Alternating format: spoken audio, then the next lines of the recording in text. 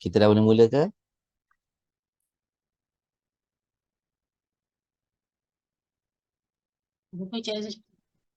Sekejap lah saya nak tutup tingkap je.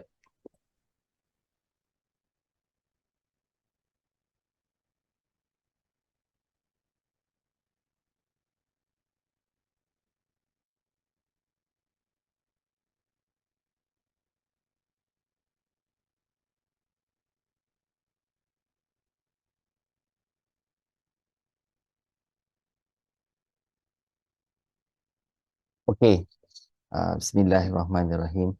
Dah nampak dah buat dah pretest. Soalan senang tak? Okey, boleh ke ruang. Tak faham kadang chatting. Q&A pun dia buatnya chatting. Okeylah. Saya ada nampak beberapa soalan. Saya respon sekejap dekat situ Okey, Cik Syam Hairil Muhammad berkaitan tentang data migration. Saya difahamkan ia mengambil proses yang lama untuk berlaku. Apakah ciri-ciri keselamatan yang perlu diberikan perhatian oleh organisasi dalam perkara ini? Bila kita buat data migration, yang pertamanya, the integrity of the data must be kept, mesti dijaga. Maksudnya, uh, anda kena pastikan bahawa satu, data yang ada itu dia mesti kekal utuh sama seperti the original of it. Satu. Yang kedua, location. Kena jaga. Maksudnya location ni, bila kita buat data migration, you simpan data tu ke mana dalam location yang baru. Either dia adakah physical ataupun cloud based ke ataupun server based ke. And then surrounding yang kita nak buat itu macam mana, location cloud dengan services, dia punya terms and condition macam mana, orang yang nak lakukan data migration tu siapa, ataupun kalau dia melibatkan company, sejauh mana kita boleh mempercayai company tersebut untuk dia melakukan data migration on behalf of us. On how we going to keep maintain the integrity of the data. Itu semua benda-benda yang kita nak kena pertimbangkan. Kepakaran orang yang melakukan. Dan akhir sekali adalah training sekiranya perlu untuk diberikan kepada user ataupun orang yang akan apa kita kata, mengguna pakai ataupun yang akan maintain. Kita faham kebanyakan sekarang orang akan menggunakan vendor untuk buat monitoring, untuk buat maintenance dan sebagainya. Tetapi kita sebagai owner, kita pun kena tahu. Contoh dari segi macam preventive maintenance, apa dia preventive maintenance, proses-proses yang mereka lakukan. Itu perlu diambil tahu dan ditahulah supaya anda tahu apa benda sebenarnya yang mereka lakukan. Tolong cek semak supaya maksudnya data, tidak ada data yang dibawa keluar melainkan hanya diakses melalui uh, melalui kita punya premis sahaja. Tidak, tak apalah kalau tak sempat, tak apa. Ni VPN access, so you all boleh access. Sekiranya kita bagi keperluan yang sedemikian, tolong pastikan ianya hanya diguna pakai dalam tempoh masa tertentu sahaja. Maksud, kalau proses untuk buat data migration tu makan masa 3 bulan, dalam masa 3 bulan, itu betul-betul kena dijaga, betul-betul kena ditengok supaya kita tak nak ada kebocoran-kebocoran yang mungkin akan berlaku di masa-masa yang akan datang, yang kita tak tahu. Dan kita kalau boleh tak nak bagi dia simpan satu pun maklumat tersebut supaya ianya tidak disalahguna. So, anda kena tahulah perkara-perkara ini kalau kita bercakap cari ciri-ciri keselamatan ni, dia banyak bendanya. Tu salah sesatunya sebahagian daripada perkara-perkara yang perlu dipertimbangkan. Baru aku tahu warga KKM tak boleh melayari kandungan internet tertentu pada bila-bila masa, anytime, anywhere. What would happen if we want to search information? Itu biasalah. eh permission ataupun kita kata dari segi keboleh akses ini, kita tak boleh bagi semua orang boleh guna akses sesuka hati. Kita punya bandwidth limited, kita punya infra kadang-kadang pun limited. Dan itu sebab kita kat Malaysia, kita tidak melarang anda membawa phone anda bekerja, datang bekerja. Itu support system kita lah, yang mana kita boleh gunakan kita punya data untuk kita search for whatever information that we need.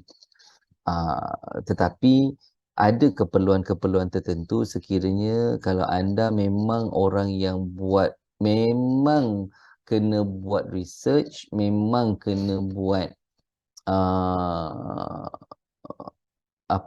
kena mengetahui the current threat, current issues, whatever, maka anda boleh request daripada IT department untuk berikan anda punya IP address itu kebolehan akses kepada semua information tanpa ada halangan. Tetapi ianya bergantung kepada kelulusan lah, sebab perkara-perkara ini kebiasaannya dia dah termaktub di dalam polisi-polisi yang dah dibangunkan. It is not about kita mengekang daripada anda mendapatkan maklumat tersebut, tetapi dia just to protect kita punya infrastructure. Sebab kadang-kadang macam you all boleh tahu ke akan ada serangan daripada luar nak attack your PC? Boleh tahu ke ada serangan ataupun man in the middle attack yang akan melaksanakan attack dia dikala anda akan transfer report, akan transfer gambar yang anda ambil kepada rakan anda yang lain. So we didn't know that. Even kalau anda mungkin orang IT, adakah anda check whatever apps yang anda install dekat dalam anda punya PC, anda punya laptop, anda punya mobile phone is really membuatkan anda safe and secure daripada segala ancaman-ancaman daripada luar. So as long as you can assure yang bahawa anda memang, saya Cik Aziz memang up to that level yang saya memang tahu semua-semua sekali. Then I think boleh dipertimbangkan lah. Tetapi kalau kita hanya sekadar orang biasa, perlu ada pengawasan, perlu ada protection supaya kita dalam erti katanya menjaga dan memelihara kita punya infrastructure. Itu sahaja yang kita kata kita boleh inilah. Sebab saya pegawai ICT selalu buat research and penetration test. Saya pelik kenapa jawapan saya salah tadi. Oh, tak salah. Jawapan yang mana ni? Oh, jawapan jawapan itu saya tak pastilah. Kadang kita kena tengok juga agensi penguatkuasa KKM seperti penguatkuasa farmasi, CKAPS, CCAPS, etc.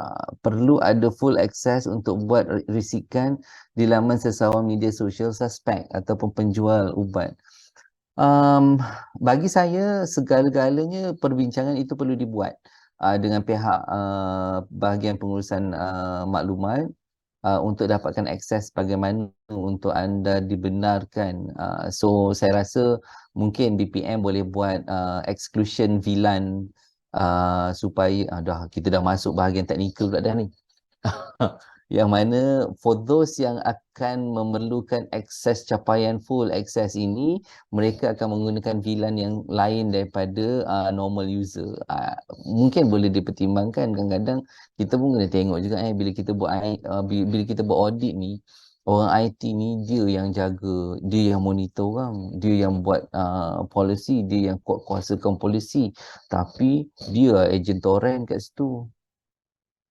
Kadang-kadang semua movie apa nak kan, Air Mata di Hujung Sejadah pun dah ada dah dalam dia punya PC kan, 4K 8K bagai.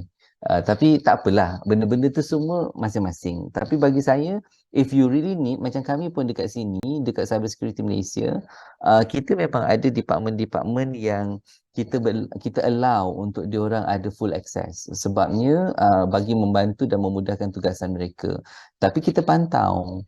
Kita ada ejen-ejen pemantauan yang kita letakkan supaya kita nak tengok betul tak sebenarnya dia orang ni buat research untuk kerja.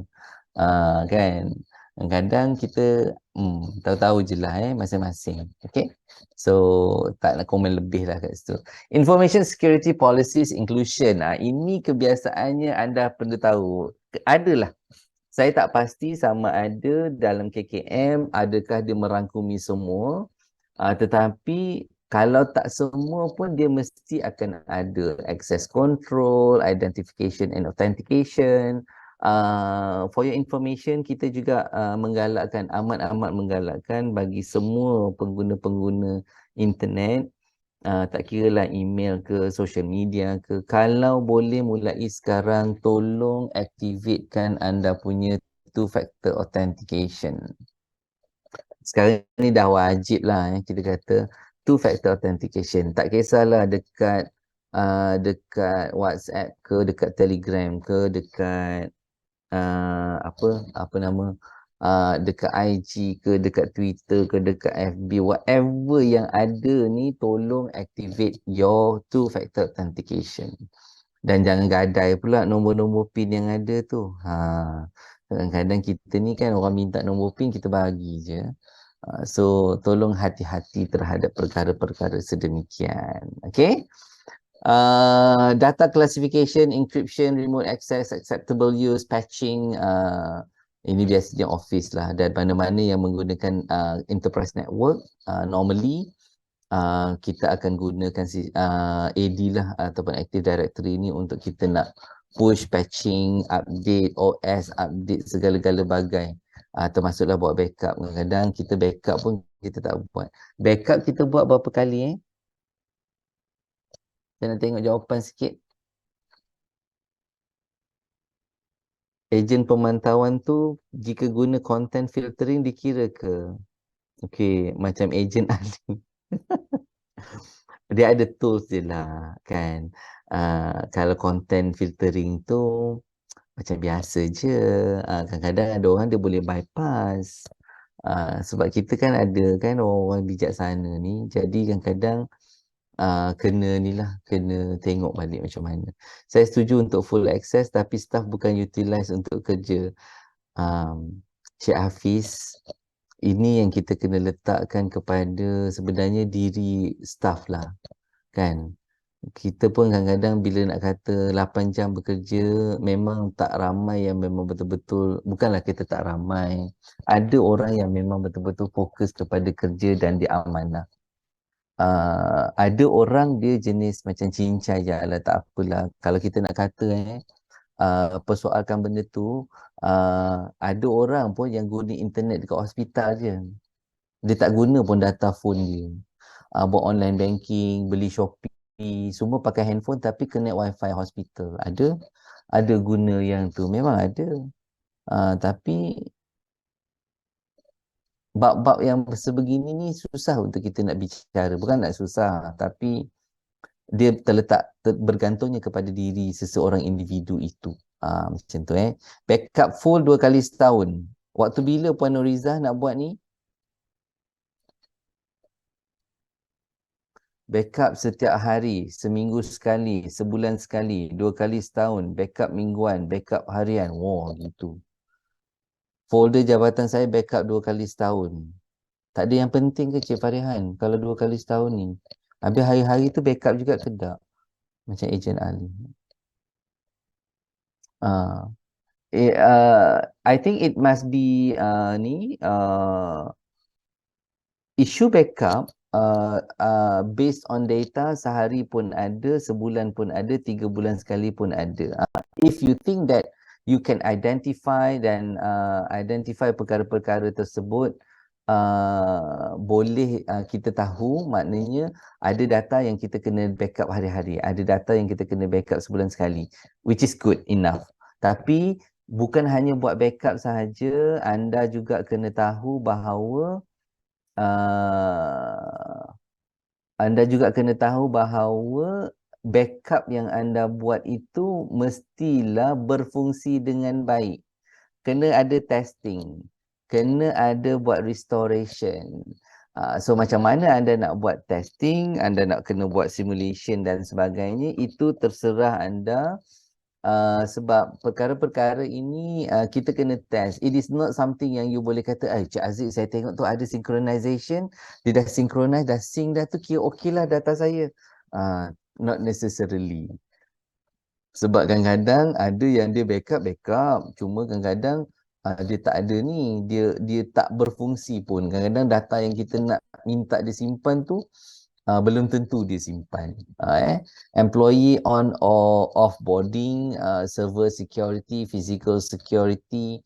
Kadang-kadang kita tengok bab physical security sekarang ni, kita ada jelah macam security di hospital dekat kementerian. Kadang kita bukan pakai polis bantuan.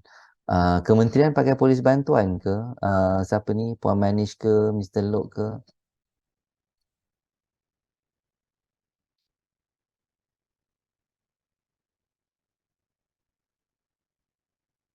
Eh? Tak ada. Okay.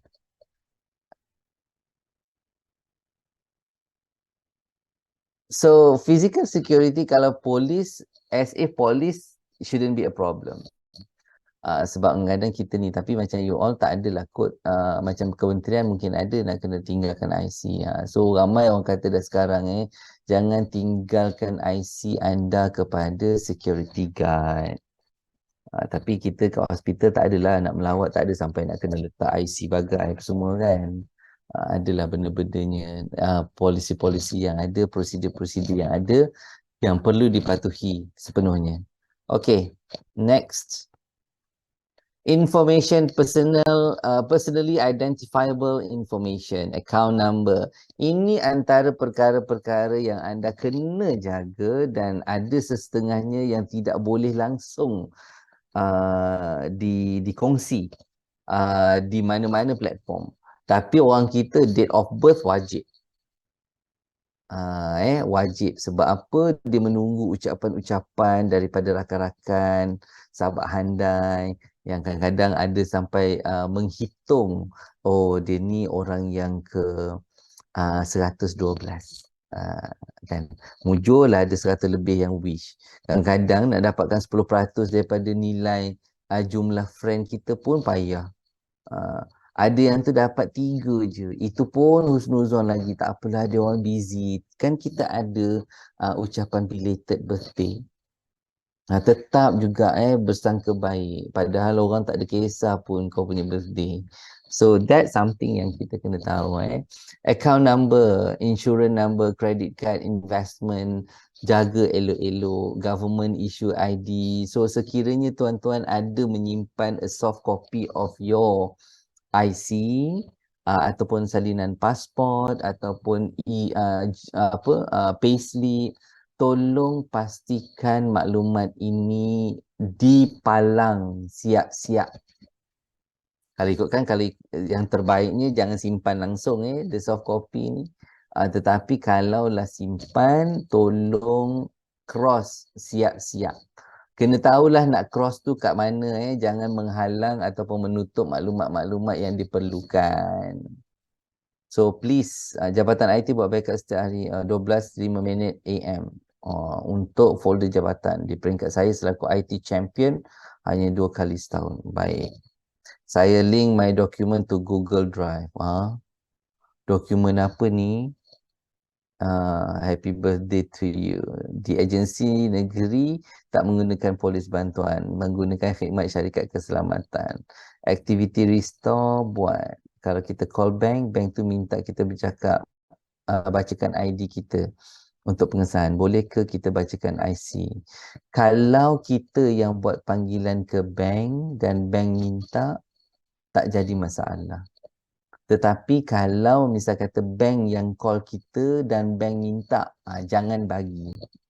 Kecuali kalau anda memang betul-betul yakin bahawa yang membuat panggilan itu adalah orang daripada bank yang mana dimaksudkan.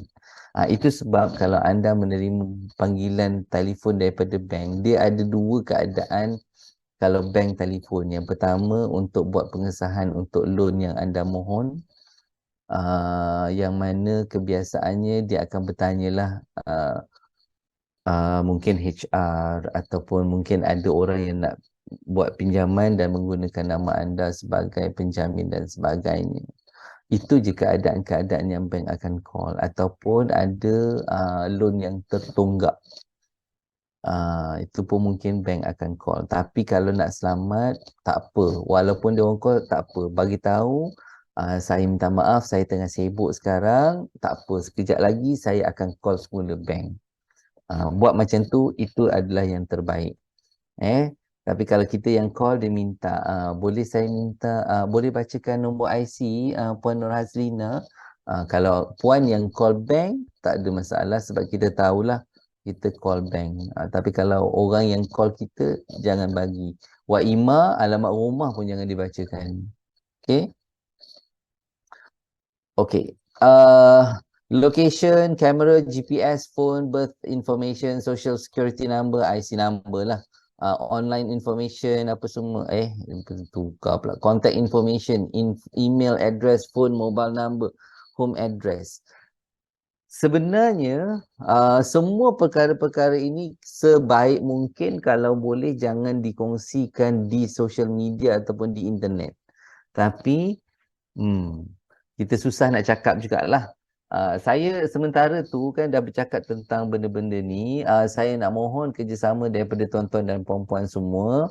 Kalau ada masa, buka Google, google.com.my ni, dekat search field dia tu, cuba tuan-tuan letakkan nama penuh anda beserta dengan open and close inverted comma, kemudian tekan search. Tengok apa pakcik Google can tell you about yourself. If let's say banyak sangat maklumat tersebut, please be careful. It is good to have a Google resume, but you have to make sure that the Google resume is talking about the positive ways of you yourself. Kita tak nak dia mix up dengan all the negative punya part. Tapi nak maintainkan positif ni kadang-kadang payah juga. So buat and cuba search nama anda ni dekat Google at least macam sebulan sekali ataupun 2 bulan sekali. If let's say nama anda adalah nama yang agak popular, dah sama dah dengan nama artis contohnya, maka anda selepas anda dah letak nama dan open and close inverted comma, letakkan space, letakkan situ tempat kerja anda. Contoh hospital typing, open and close inverted comma. And then search. Tolong tengok dekat bahagian all, tolong tengok dekat bahagian image, tolong tengok dekat bahagian video. 3 tempat ni kena tengok. Bagi mana-mana staf KKM yang sedang melanjutkan pelajaran ke peringkat lebih tinggi, sama ada master ataupun PhD, trust me, your name, your IC and also your student ID will be available dekat Google easily. Ada. So kalau ada terdapat perkara-perkara ini, mohon berhubung dengan web admin mereka untuk mereka remove maklumat tersebut daripada orang boleh akses. Boleh ke kita upload dokumen jabatan dalam drive email moh.gov?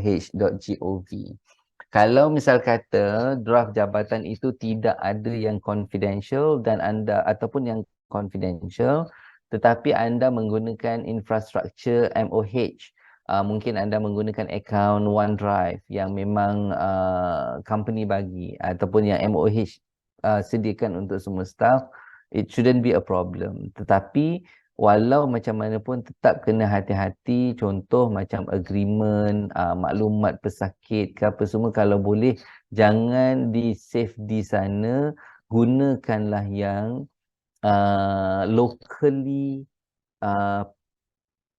disediakan oleh BPM. Gunakan benda tu. Jangan, walaupun kita guna email, email communication untuk transferkan maklumat-maklumat ini boleh, itu digalakkan, tetapi perlu ditambah dengan penggunaan contoh macam encryption. Yang kedua, password protected document. Yang ketiga, they just only can read, not print, not edit. Contoh macam tu. So, benda-benda tu saya rasa ada dekat dalam. Mungkin nanti boleh bertanya dengan lebih lanjut dengan pegawai BPM berkaitan tentang dasar keselamatan ICT kalau ada lah. So, prosedur-prosedur tu memang ada, cuma ianya biasa diguna pakai ataupun tidak. But please remember, anything related document anything related kepada kerja, tolong jangan gunakan social media untuk anda berkongsi maklumat tersebut. WhatsApp not good, Telegram not good, Skype not good, FB, IG not good, Messenger not good. Email is the best. Even though kalau misal kata benda tu tak adalah confidential sangat, public je Cik Azri, orang awam pun boleh baca. Tepik lah dekat tu website. Tepik lah dekat ni. As long as benda tu public, shouldn't be a problem lah. Tapi kalau ada dokumen-dokumen yang sensitif, email is the best. Tapi ditambahkan lagi dengan perkara-perkara macam encryption, password protected, tak boleh ni, macam itulah. Dah type, ada kat universiti sahaja. Kena tengok juga bagi contoh check nama kat Google tu, contoh macam mana tu? Yes, thank you Cik Syafwan. Norzira binti Abdul Razak, macam tu. To open and close inverted comma. Jika di Google Drive, my GovNet. Okay, dalam Google kita faham macam sekarang government dah mula berubah kepada Google punya infrastructure. Dia mungkin ada lagi mungkin pakai OneGov UC, ataupun dah tak ada, mungkin dah pakai Google dah sekarang. As long as it being kita kata disahkan perkara tersebut, maka kita boleh guna, sebab kita menggunakan itu atas arahan ataupun cadangan daripada pihak pentadbiran lah. So jadinya kalau sekiranya kita mengguna pakai berdasarkan prosedur-prosedur yang telah ditetapkan, kita patuh dan ikut, it shouldn't be a problem. Tapi kita kena hati-hati jugalah, kadang-kadang bila ada maklumat-maklumat yang terbocor ni, kadang-kadang kena tengoklah either on infrastructure punya side ataupun even either dekat kita punya side as a user. So itu kena hati-hati. Okay, apa pendapat Cik mengenai penggunaan Google Drive jabatan yang dipasang pada laptop peribadi dan kemudiannya digunakan di luar pejabat? Okay. Perkara pertama, kalau sekiranya perkara itu dibenarkan, maka ia sekurang-kurangnya kena ada arahan yang bertulis lah. Itu kalau kita kata ikut prosedur yang sebenar. Sebab bila kala office related matters dimasukkan ke dalam personal device, maka kita perlu pertimbangkan dari segi pengawalan keselamatan terhadap device ataupun connection ataupun network ataupun data tersebut. Adakah tindakan macam Cik Radin buat ini diminta oleh ketua jabatan ataupun memang Cik Radin memang sesaja je buat? Sebab nanti senanglah Cik Azri, kadang-kadang biasalah saya ni akan move ke sana sini apa-apa semua, so I need that. Tapi akses tersebut kalau dia ada pakai VPN, Virtual Private Network, itu adalah yang terbaiklah untuk mengawal dari segi serangan-serangan yang mendatang daripada luar. Tetapi kalau dia hanya guna Google dan dia boleh akses, tak payah ada pun VPN, maka dekat sini saya nasihatkan BPM untuk kita tengok kembali bagaimana isu keselamatan ataupun risiko-risiko yang mungkin wujud daripada perbuatan tersebut. Sebab kita tak nak nanti, macam contoh, if let's say ada kebocoran maklumat berlaku dan dia dilaporkan, siasatan dalaman dibuat, and yet finally kita dapat benda tu berpunca daripada laptop Cik Radin. Adakah Cik Radin akan bertanggungjawab terhadap isu tersebut? Itu persoalan yang saya biasanya akan lontarkan lah. Normally kalau misal kata macam jabatan punya ni mungkin dia hanya merangkumi dokumen-dokumen yang tidak sulit. Dia hanya mungkin merangkumi dokumen-dokumen yang berstatus public je kot.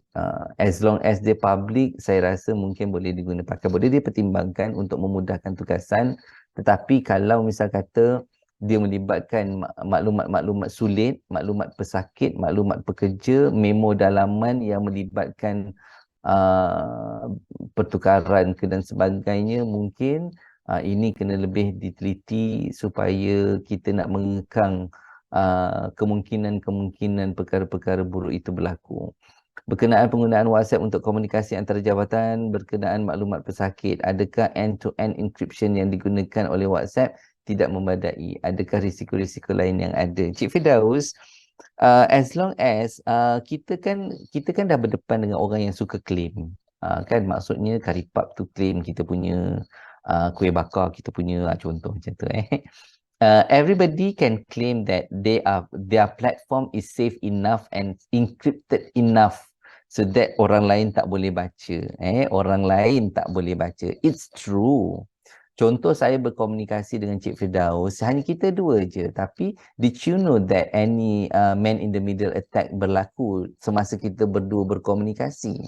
Especially bila kala Cik Firdaus menggunakan public wifi. Itu satu. Yang kedua, kita kena tanya, macam tadilah saya cakap, you ask yourself, how secure is secure? Betul ke WhatsApp tidak boleh membaca walaupun dah encrypt?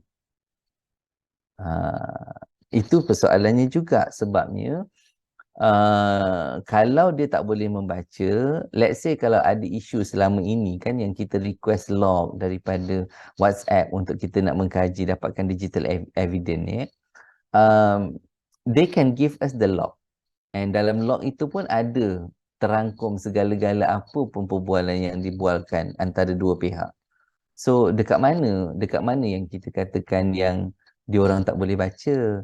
They also can read. Dia penyedia platform, tetapi kitalah yang kena hati-hati.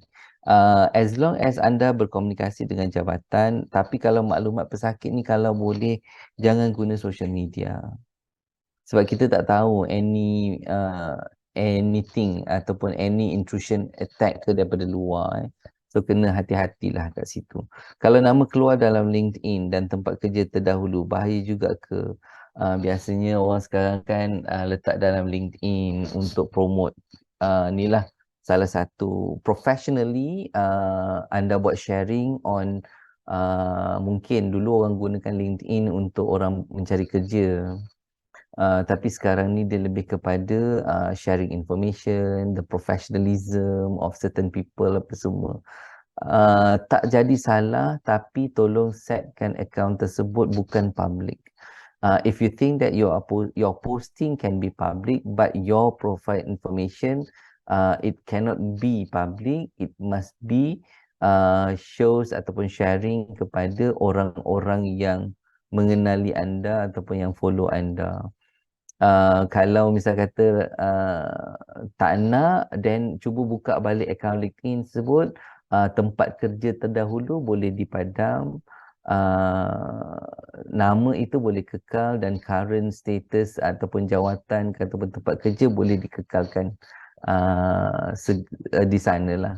Tak berapa praktikal guna email kalau berkomunikasi dengan staf-staf hospital, perbincangan kes pesakit antara doktor-doktor, gambar-gambar pesakit untuk dapatkan pendapat. Encik Manap, kita kan dia macam ni, pemudah cara is pemudah cara.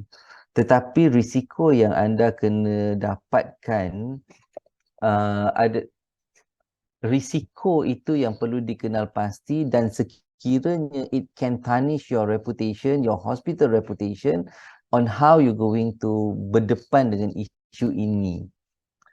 Sebagai contoh, ini kita cakap tentang ada satu isu staff nurse, dia buat report, incident reporting yang dia buat dan dia share kepada ketua jabatan. I think sister lah kot dulu.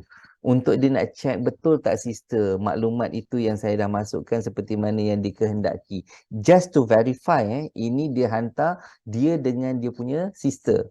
Kerja malam dia nak check benda tu. Dia nak bagi tahu, dia prep the report dan dia nak check. So dia menganggap bahawa report itu hanya antara dia dan sister sahaja yang dapat. Unfortunately 2 days after, kawan dia daripada Kedah hospital share dengan dia WhatsApp gambar report yang dia share dengan sister dia tadi.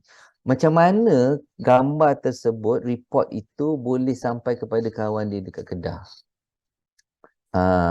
Sebenarnya kita ada kadang-kadang cuba tengok mungkin BPM can work on this.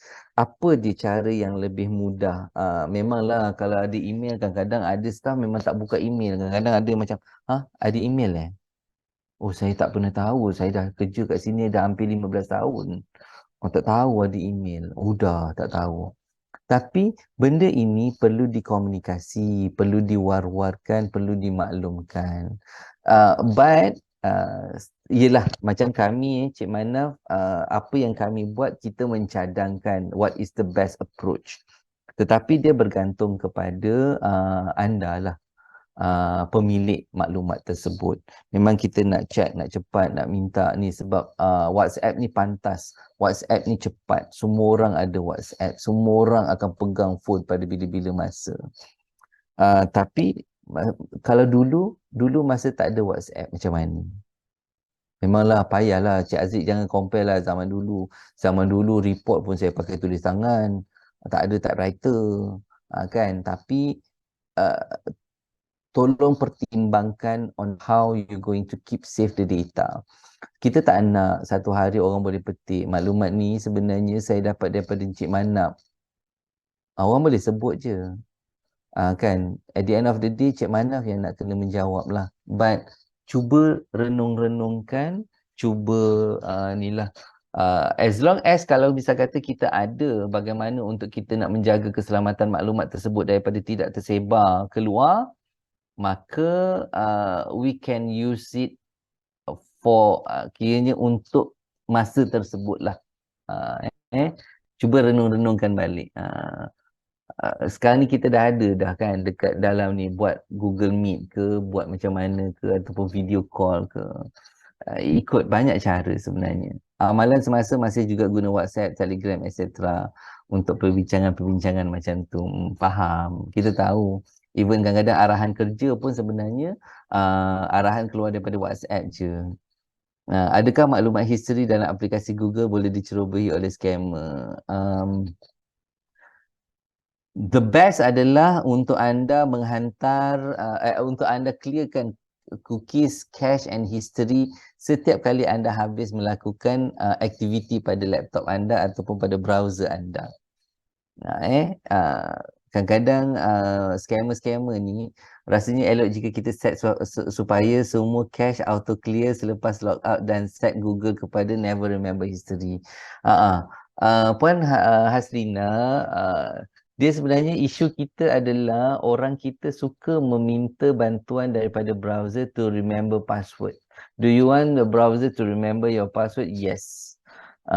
Kan. Lepas tu tak nak clear sebab apa? Takutlah Cik Aziz, saya kadang-kadang lupa password ni dah banyak sangat dah. Tapi kadang-kala maklumat-maklumat yang dekat cache, cookies yang ada ni dengan history ni lah yang membolehkan hackers mendapatkan credential kita, especially anda punya username and password. So berhati-hati kalau anda mempertimbangkan keselamatan maklumat anda, maka perlu dibuang segala history yang ada. Saya pernah tengok drama mengatakan jika individu itu VIP, maka perbualan mereka boleh diintip oleh seseorang. Betul ke? Ke perlu ada alat untuk mencuri dengan perbualan tersebut? Kan dah terbukti dah dulu masa kes SPRM dulu kan. Tetapi rakaman suara, perbualan telefon, mesej yang masuk dalam kita punya telefon ini semua itu direkod oleh telco. Dia tidak ada macam kalau anda terima maklumat, ketahuilah rakyat Malaysia bahawa kerajaan Malaysia sudah mula merakam dan merekod anda punya perbualan telefon. Sebenarnya benda tu dah lama dah diamalkan. Bukan sekarang, dah lama dah. Itu semua adalah bertujuan untuk membantu sebarang insiden-insiden ataupun kes-kes yang berlaku, sekiranya berlakulah dengan ada apa laporan-laporan yang boleh kita semak dan tengok dan dengar kembali. So kalau sekiranya kita tidak ada merancang apa-apa, it is not simply you can say that it sound like me, look like me, but it's not me. Tetapi ketahuilah dalam siasatan forensik digital, suara kita ini unik. Setiap orang itu suaranya ada dia punya wavelength tersendiri. So anda tidak boleh simply anda kata bahawa tak adalah tu kan suara saya tu. Tapi bila kita check dia punya forensiknya, kalau anda itu Puan Nur Hasrina Nahar, maka itulah dia suara Puan Nur Hasrina. Tidak ada orang lain yang boleh memiliki wavelength yang sama. Okay. Ada tak cadangan penyelesaian yang lebih selamat untuk komunikasi ringkas dan cepat berkenaan maklumat-maklumat sulit? As of now, no social media interaction. That's the best. Untuk menyelamatkan diri Encik Firdaus juga. Kalau misal kata tak nak, maka kita kena hati-hatilah. Kan ada macam dekat WhatsApp, dia ada macam apa? Once open then it consider gone kan you boleh set kan benda tu preview only, contoh macam tu untuk kita nak elakkan. Lepas tu dekat macam apa ni dekat WhatsApp, kalau misal kata yelah macam kadang-kadang Cik Aziz kita perlukan cepat benda-benda macam ni, kita tak boleh nak delay, ini melibatkan nyawa pesakit, antara hidup dan mati lah apa semua macam tu kan. Dekat WhatsApp juga kita ada time apa tu yang maksudnya bila certain time message tu dia akan disappear. So activate kan benda tu kalau in terms of communication benda-benda ni. Bukan saya menggalakkan Cik Firdaus dan semua tuan-tuan dan puan-puan, tetapi for the time being that's what we can think of, supaya activate kan segala apa pun ciri-ciri yang ada pada sesuatu communication tersebut, supaya gambar itu tidaklah disimpan lama oleh penerima.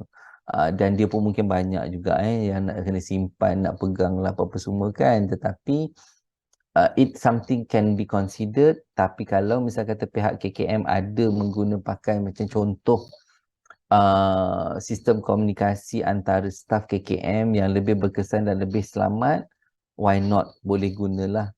Selain daripada tu, email benda yang memang tetap kami cadangkan. Even Telegram pun tak selamat. Dulu orang kata Skype, Yahoo Messenger. Skype lebih better daripada Yahoo Messenger. Tak, sebenarnya apa-apa pun communication yang you buat, itu semuanya benda tu dah ni dah. Dia tak ada kita kata gunalah Telegram sebab Telegram lebih selamat. No. Tak ada. Mampu sudah membangunkan golf chat. Baru tahu akan mencuba. Okay, that's good. Pengganti kepada WhatsApp dan Telegram. Maka anda kena tengok sama ada dia punya keselamatannya, sistem keselamatan dia tu macam mana. Macam tu. Kalau third party password manager, ayo. Boleh, bukan nak kata boleh guna tidak digalakkan sebenarnya Cik Khairul, tetapi password manager kita ni adalah diri kita. Macam mana kita nak ingat diri kita? Tuan, kalau boleh jangan gunakanlah. Kita tahu macam phone ada yang dia link dengan kita punya face detection, ada yang link pada kita punya thumbprint, ada yang link pada kita punya iris. It is good to have untuk memudahkan anda, tetapi kadang-kala perkara-perkara itu dia ada juga kesilapan-kesilapan. So jangan terlalu percaya sangat kepada password manager, tetapi percayalah kepada diri anda untuk mengingat segala apa pun password yang ada. Walaupun ada VPN, selamatkan WhatsApp? Belum tentu. Anonymous attendees, belum tentu.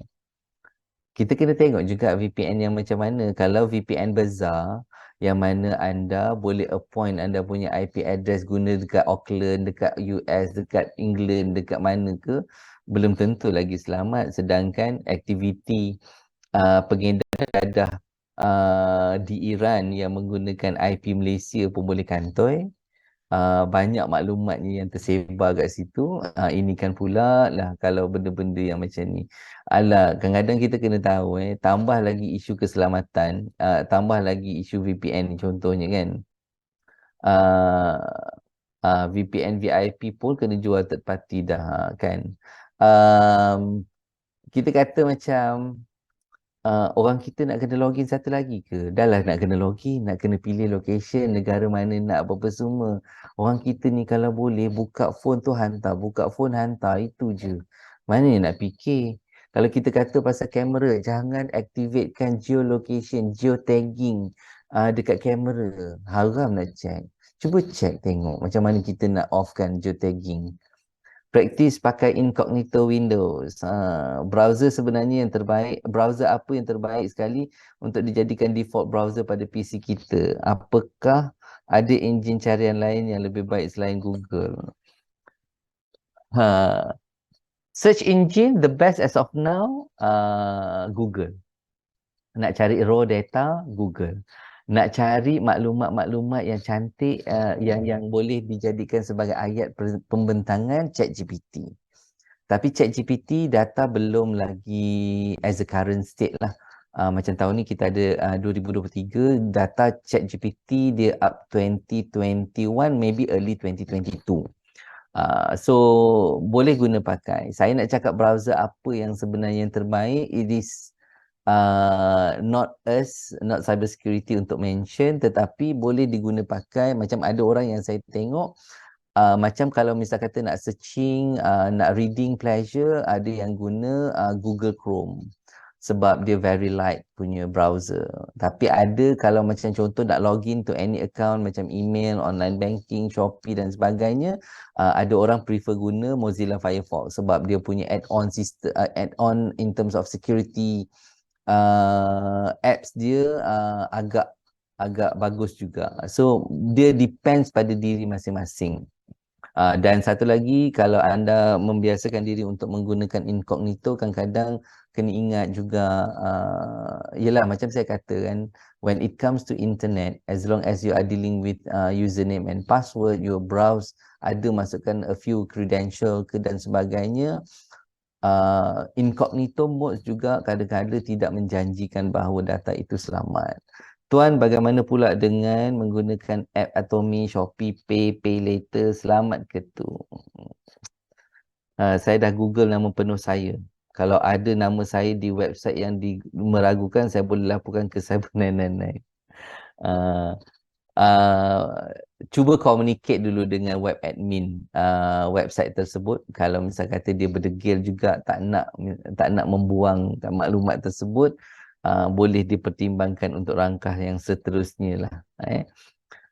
Penggunaan Shopee Pay, Pay Later, selamat ke? Okey, dia sebenarnya pembayaran ni sekarang ni dah banyak dah. As long as dia pakai beberapa macam payment gateway yang secure. Contoh bila anda nak login kepada mana-mana payment gateway ni daripada HTTP tu dia dah tukar kepada HTTPS. Dan sekarang banyak dah website yang menggunakan secured SSL layer ni untuk mendapatkan satu trust daripada user. Pastikan bahawa setiap kali anda menggunakan maklumat tersebut, setiap kali selesai, yang pertamanya selesai, kalau anda masukkan anda punya sebelum ni maklumat kad kredit ke, kad debit ke to link dengan ni, ataupun anda nak top up anda punya Shopee Pay ataupun Atomi ni dan sebagainya, please make sure that anda tidak linkkan directly macam tu. So maksud saya, setiap kali nak top up, nak guna ke, top up, key in detail card dan lepas tu buang detail card. Jangan allow the browser to remember your detail card. Macam contoh PayPal, I think macam Atomi mungkin dia ada option macam you boleh save card, jadi nanti bila kalau anda pilih pembayaran secara Atomi, dia akan terus potong daripada kad anda. As long as there is no issue in terms of, macam saya yakin macam macam PayPal, dia memang dah ada sign agreement dengan bukan cyber security lah, maksudnya dari segi cyber security dia ada keterjaminan dia.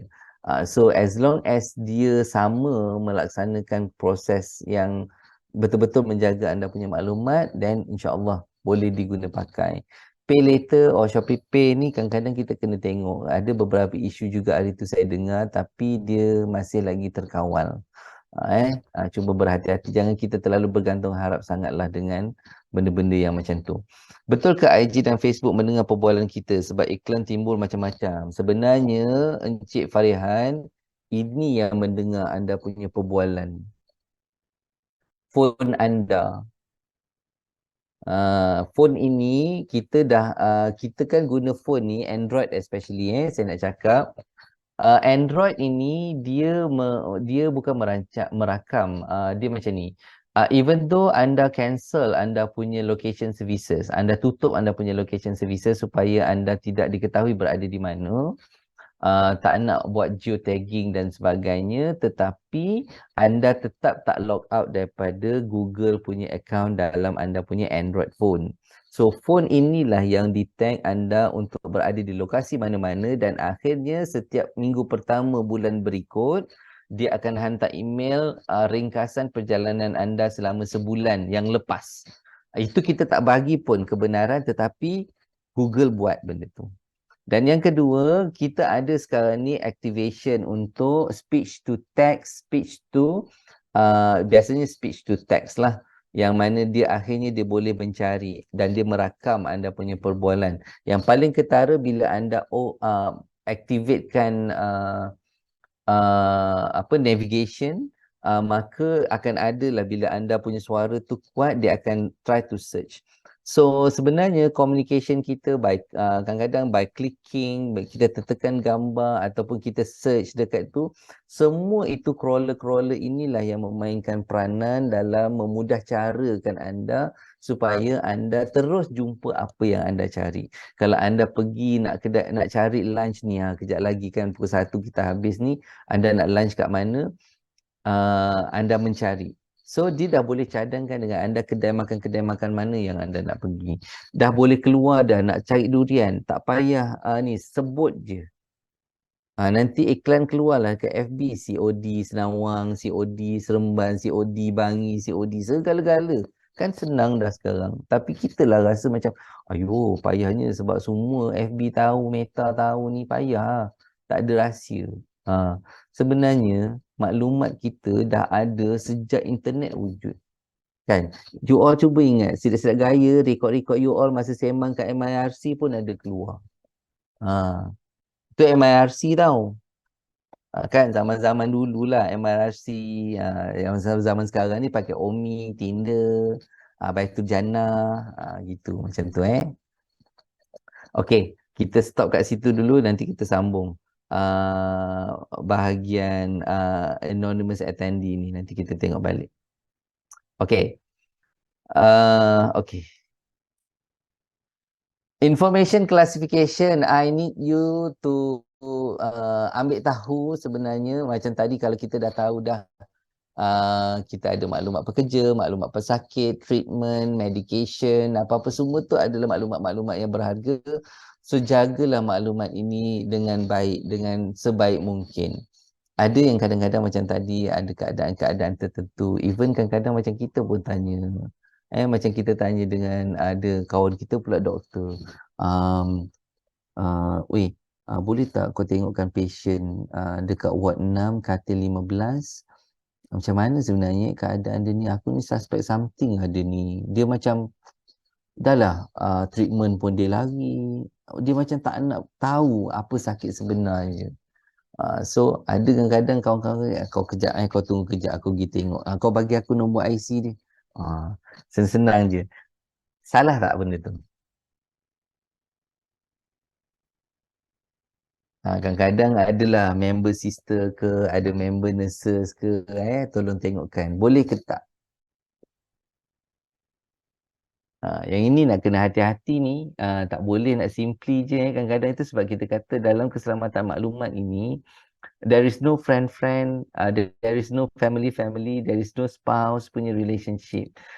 Information security kena jaga, kena simpan, kena jaga betul-betul. Kecuali macam contoh hari tu masa kawan saya nak dah critical, dia kata dia cuma bagi tahu Encik Azri apa yang saya boleh bagi tahu currently dia kata your friend punya condition ni dah critical, dah critical, so that bolehlah datang melawat lah, untuk takutlah kalau misal kata tak berkesempatan nak jumpa.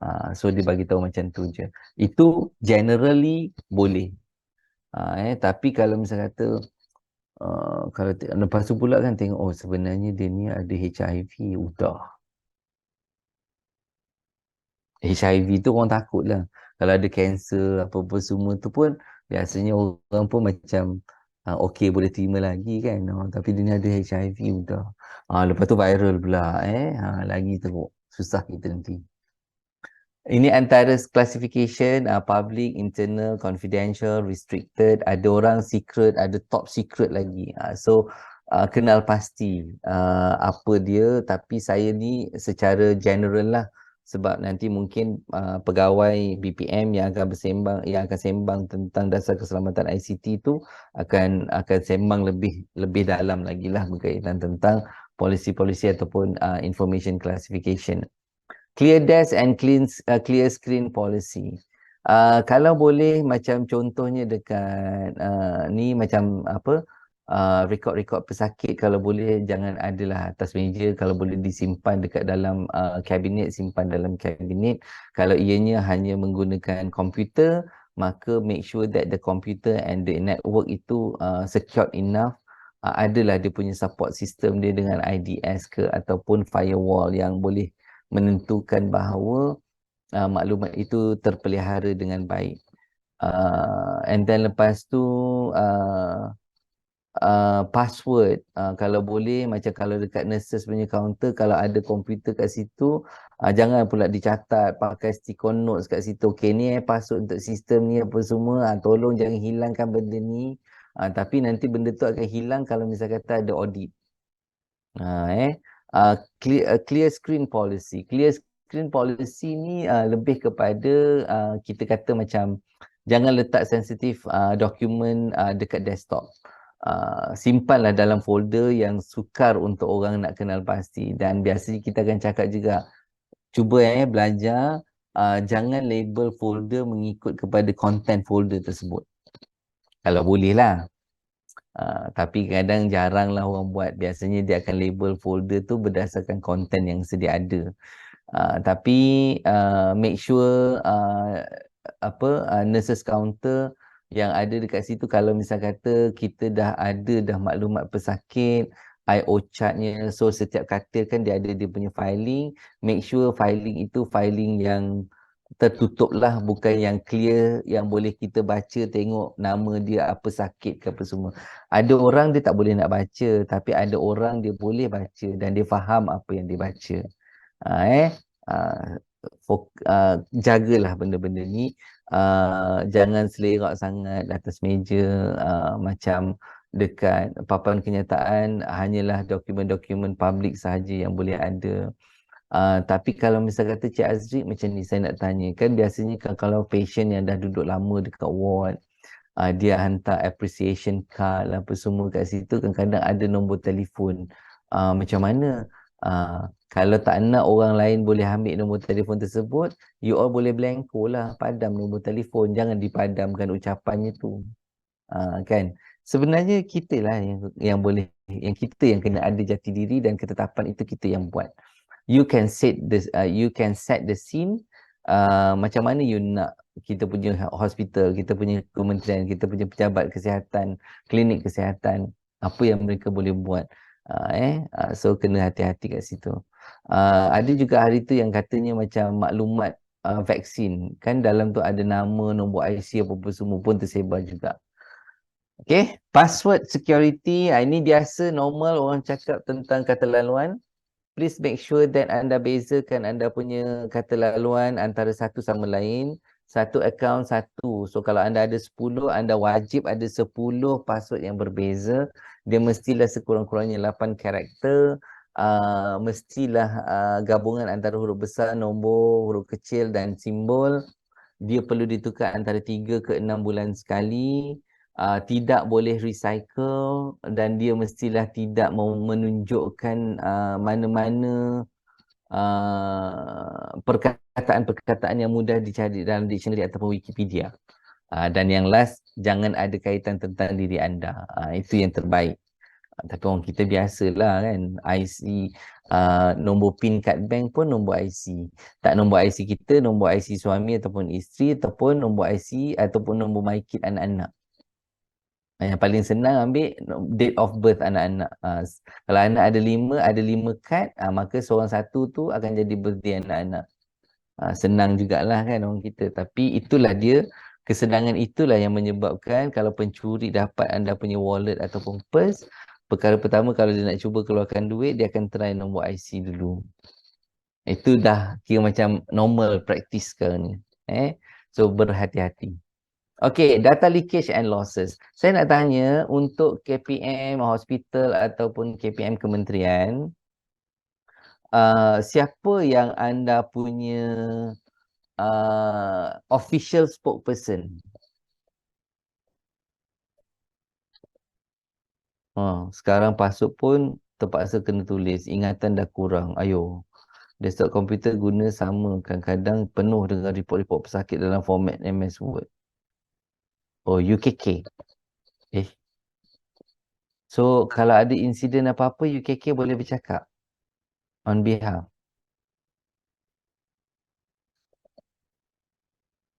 Official spokesperson pengarah kot. UKK. Pengarah. UKK.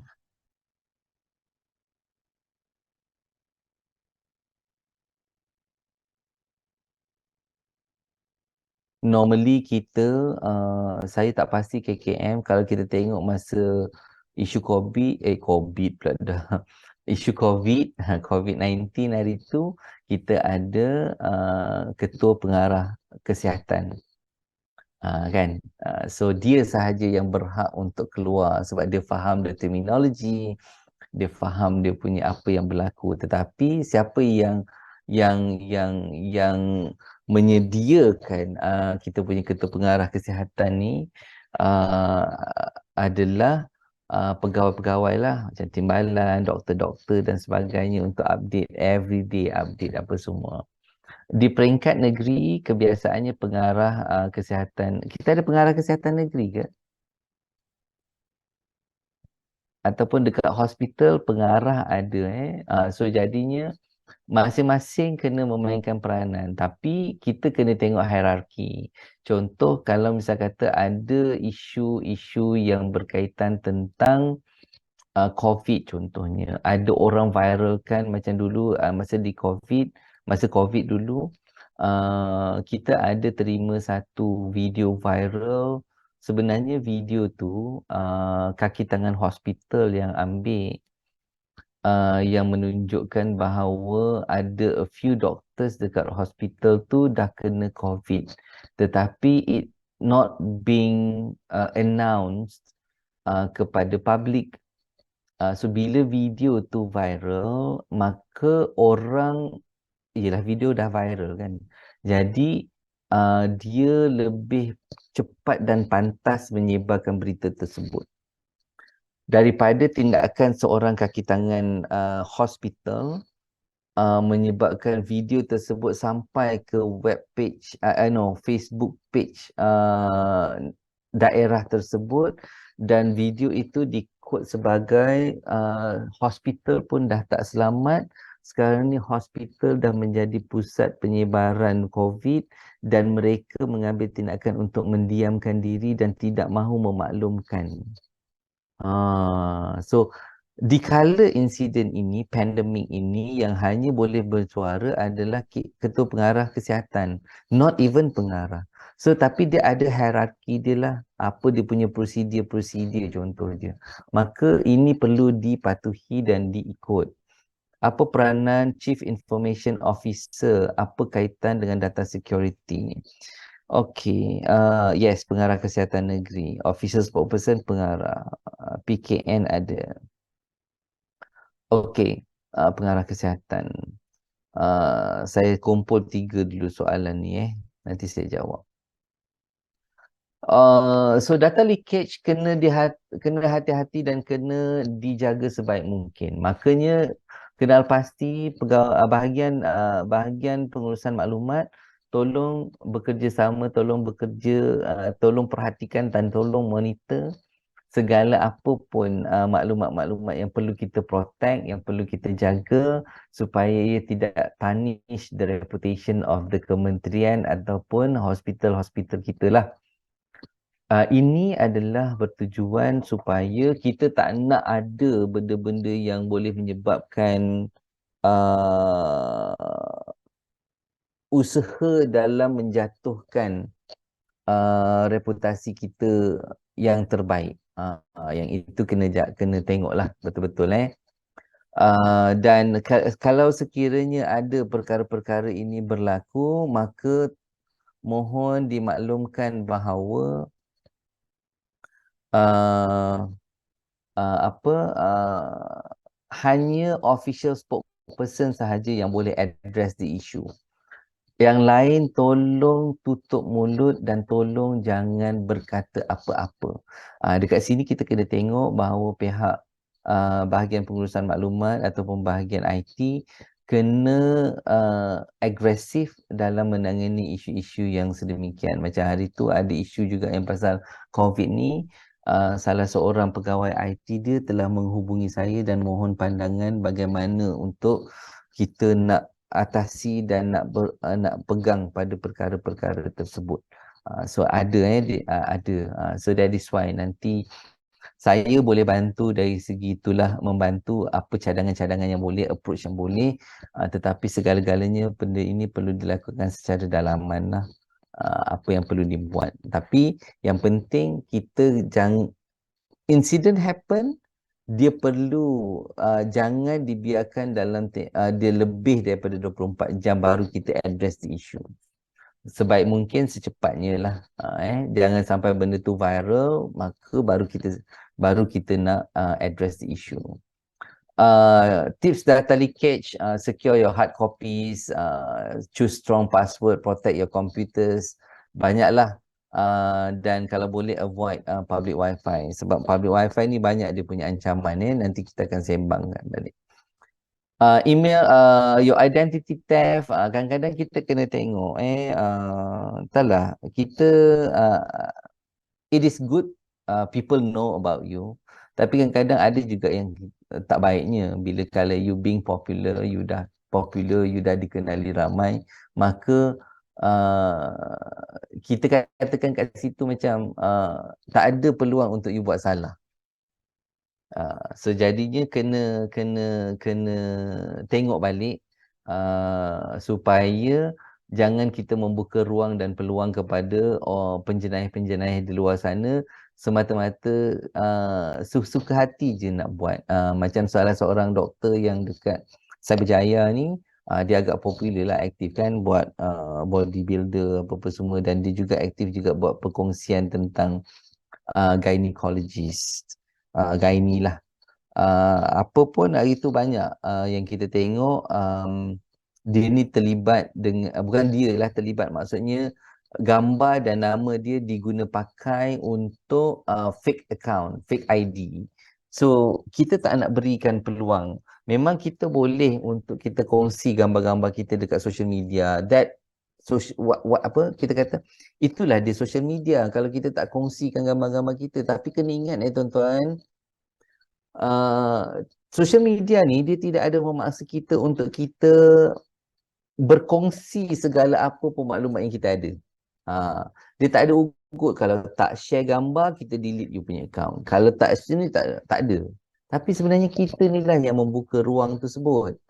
rumah, macam contoh siapa yang beli kereta, boleh tak cakap dengan sales advisor, you nak ambil gambar pun saya ni, you nak deliver kereta, boleh tak tutup nombor plate kereta.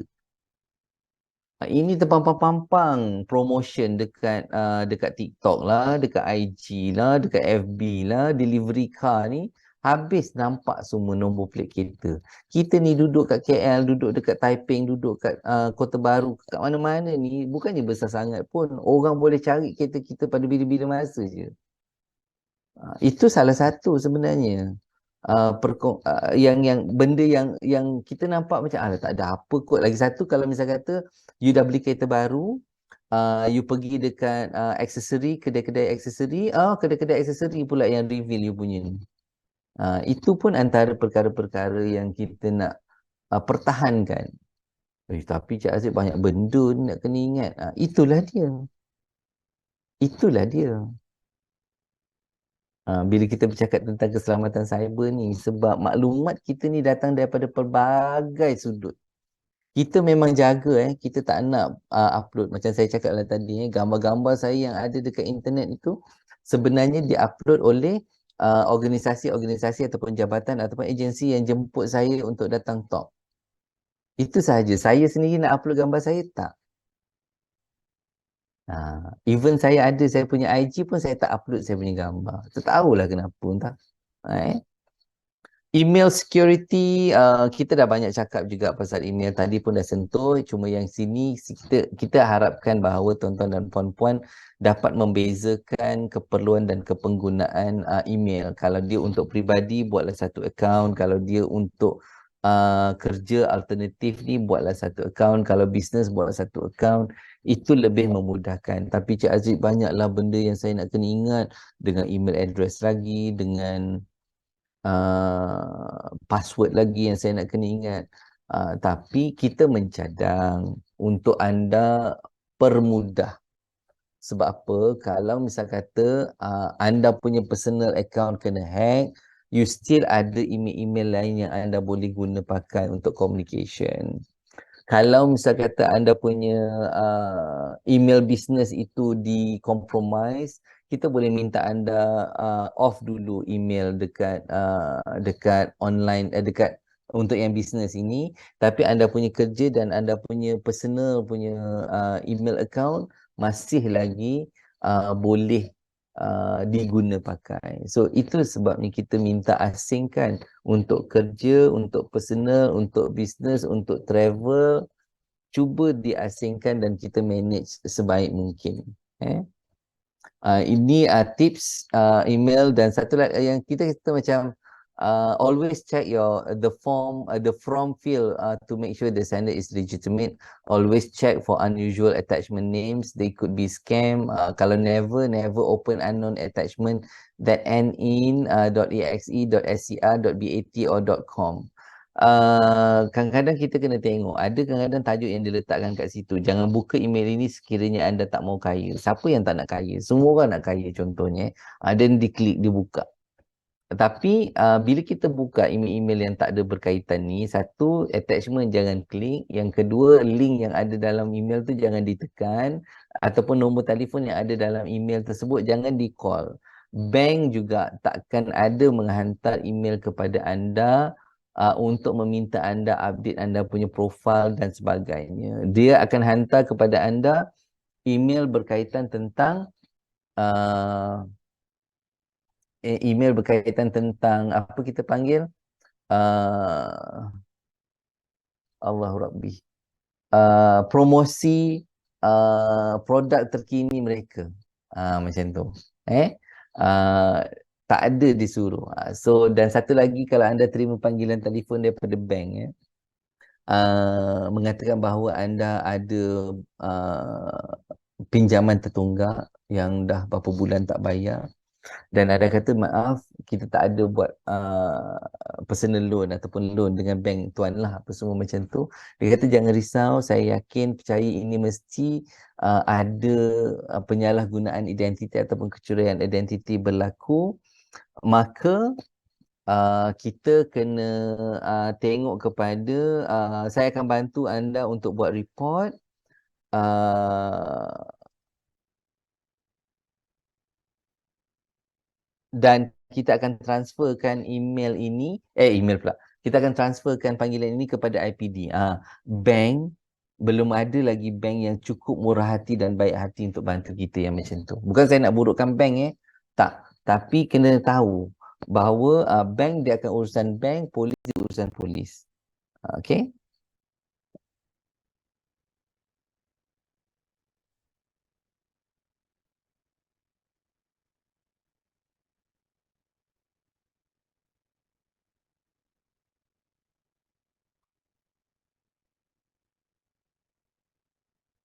Okay, next. Public Wi-Fi. Yang ini kita nak kena tengok balik. Yang ini kebiasaannya makanan ruji lah rakyat tempatan kita. Makanan ruji. Dia adalah sebenarnya macam salah satu teknik macam mana untuk kita nak menarik minat pelanggan untuk datang ke kedai kita. Untuk ataupun orang luar dia senang nak berurusan dengan kita. Sebab apa? Uh, apa kita dapat menjimatkan kita punya data.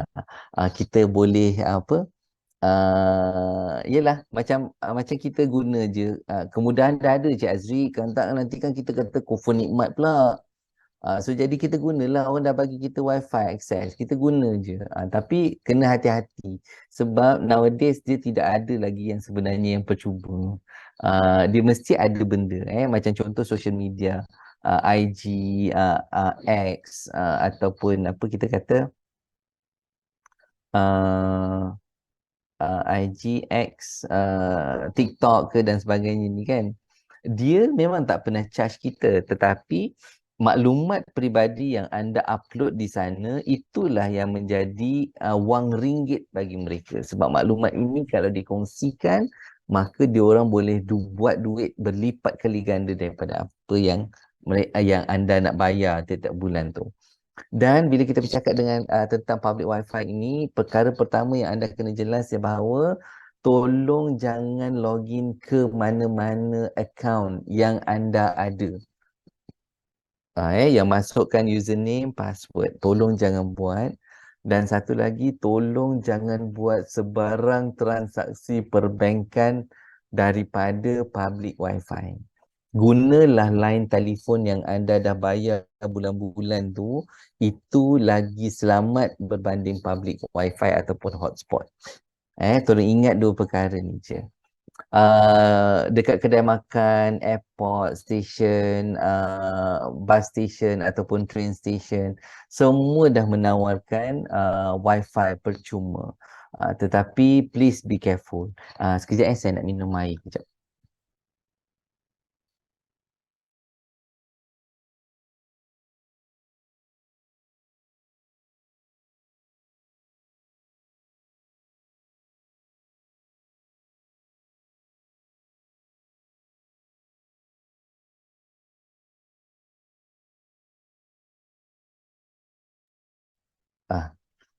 Kering rasanya tekak.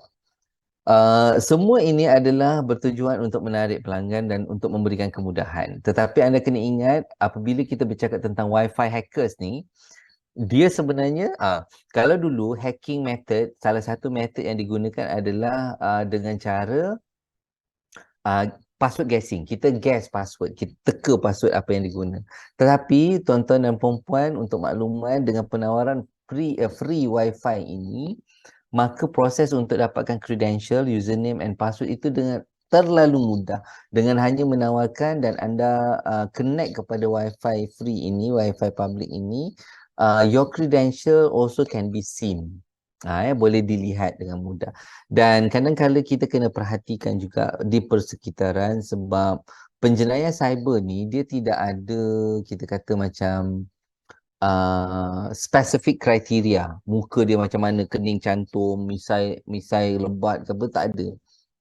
So ada setengah-setengah cyber criminal ini kadang-kadang dia tend untuk dia nak dapatkan data ataupun kita panggil dataholic ni untuk kegunaan mereka. So apa yang mereka buat, kebiasaannya dia orang akan pergi ke tempat-tempat yang ada menawarkan public wifi ini Dan dia boleh activatekan session capturing. So for your information, session capturing ni macam mana tahu? Kalau katalah kita pergi dekat satu Starbucks. Contoh Starbucks. Dan kita guna dia punya wifi. Dan adalah lebih kurang kat situ dalam 70 orang ke 60 orang macam tu. So one of the 60s ni adalah mungkin cyber criminal. So apa yang dia buat, dia just on dia punya laptop, buat-buat macam dia connect juga kepada, bukan dia buat-buat, dia memang akan connect kepada line wifi yang ada. Dan dia akan activatekan dia punya session capturing tools. So session capturing tools ini berperanan dalam dia nak capture segala apa yang ada pada skrin phone anda, tablet anda, PC anda ataupun laptop anda dan berada dalam skrin penjeraian. So anda boleh guna je untuk anda buat aktiviti anda seharian tu, apa yang anda nak buat. Once you log out ataupun you balik, on the screen of the cyber criminal ini, your session is still active and they can do whatever they want to do on behalf of you. Termasuklah dengan aktiviti keuangan. Kalau sekiranya dekat anda punya tablet, dekat anda punya phone, anda ada buka online banking. Walaupun anda dah log out daripada situ, tetapi dekat skrin mereka ni dia still lagi on dan dia boleh buat transaksi on behalf of you. So itu yang kita tak nak.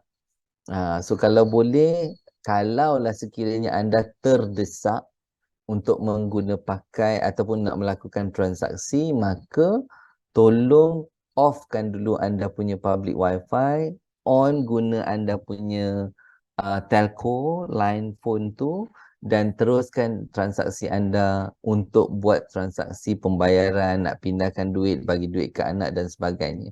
Once settle, anda log out, clear cookies, cache and history, then after that anda boleh connect balik kepada public wifi.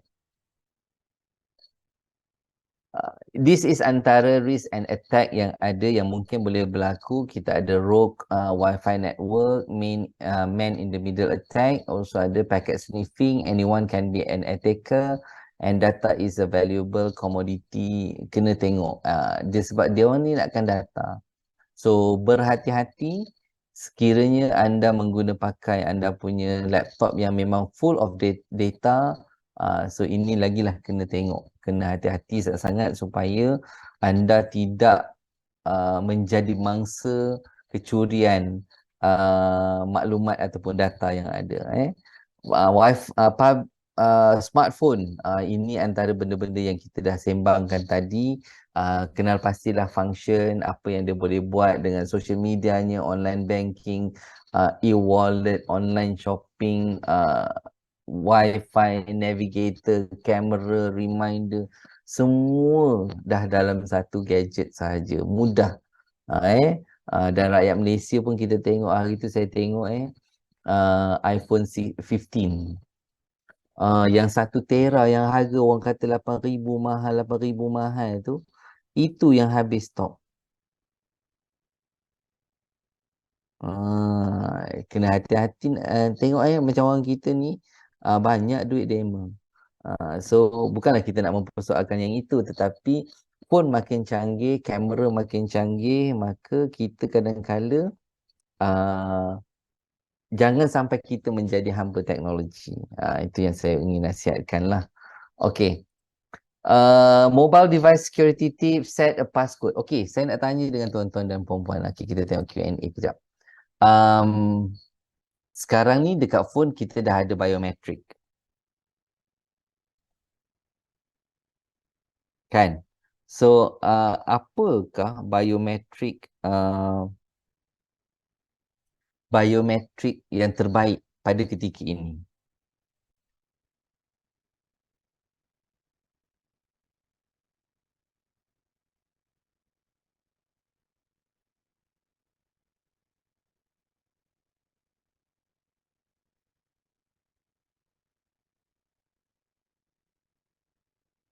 Cap jari, thumbprint, finger.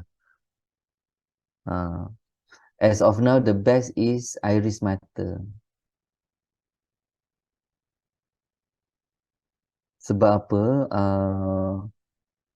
Cap jari ni, thumbprint ni, even awak buat cap jari kaki ke, tapi belum pernah ada lah orang buat kan, nak unlock phone pakai ibu jari kaki. Macam lampau sangat pula kat situ. Uh, tapi cap jari ni orang boleh dapat, orang boleh ni. Even kalau anda sakit pun ataupun anda kemalangan, anda boleh je kan ambil jari tu, ambil tangan tu, letakkan situ, unlock. So kita boleh ni.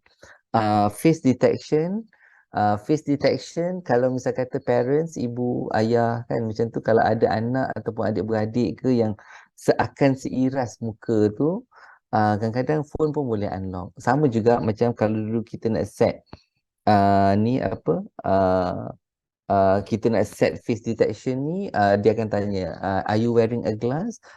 You wearing a glass ataupun not wearing a glass pun dia still boleh unlock your phone. So kita tak nampak kecuali iris mata lah as of now.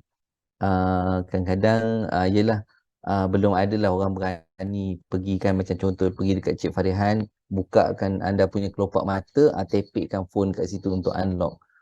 As of now belum ada lagi issue on that, tapi kita kata setakat ini iris mata tu boleh lah, boleh lagi, boleh kita terima lagi buat masa ni.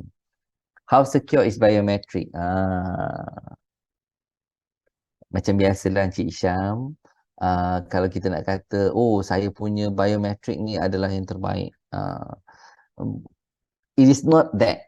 Dia bukanlah yang terbaik. Tetapi kalau perkara-perkara ini boleh senang, sama juga macam dulu orang kata set nombor PIN. Orang boleh tengok juga pada permukaan tu apa nombor yang paling kerap ditekan. Satu. Dulu, lepas tu next orang cuba buat pattern. Oh, zigzag bagai. Pun also orang boleh tengok apa pattern yang ada. Itu yang kadang-kadang orang tengok. Macam saya kan, saya jenis orang yang ni. Kalau tuan tengok dekat saya punya screen ni, saya sentiasa lap saya punya skrin supaya tak ada kesan cap jari. Tak tahulah. Mungkin saya risau kot. Eh. Sini pun sama. Senyap tak ada suara. Apa ni atas saya? Ya Allah. Atas sangat dah. Mana soalan-soalan tadi?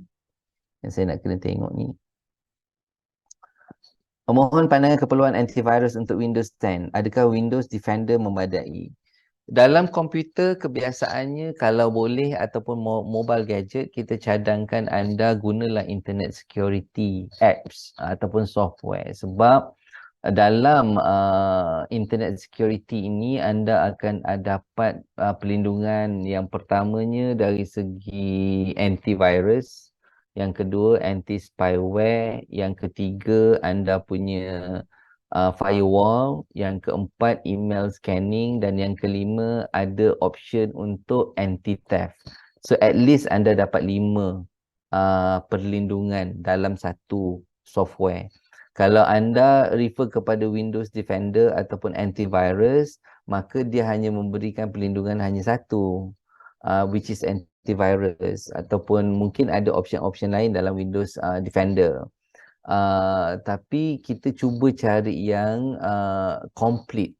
Dan kalau melibatkan Office, kadang-kadang macam Kaspersky contohnya, dia ada untuk Office Enterprise punya monitoring lah, apalah semua tu ada. Jadi tak perlu beli banyak, tetapi beli hanya satu apps, tidak ada perlindungan untuk semua.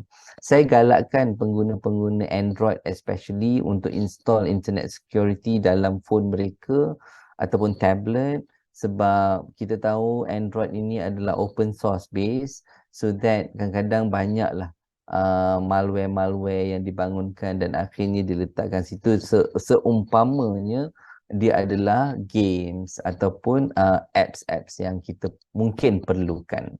iPhone saya boleh di-remote oleh Maxis. Dahsyat. Sekarang ni saya tahu bila terjadi bil tak bayar, kena bar. Dia boleh block akses SIM card, hantar ke kedai, semua kedai tak boleh repair. Seram. Wah, macam mana boleh discover benda ni nanti saya boleh tanya jugalah, kena tengok. Kalau macam dah melampau sangat, makanya nanti kita report lah. Okey, saya nak tengok soalan-soalan tadi.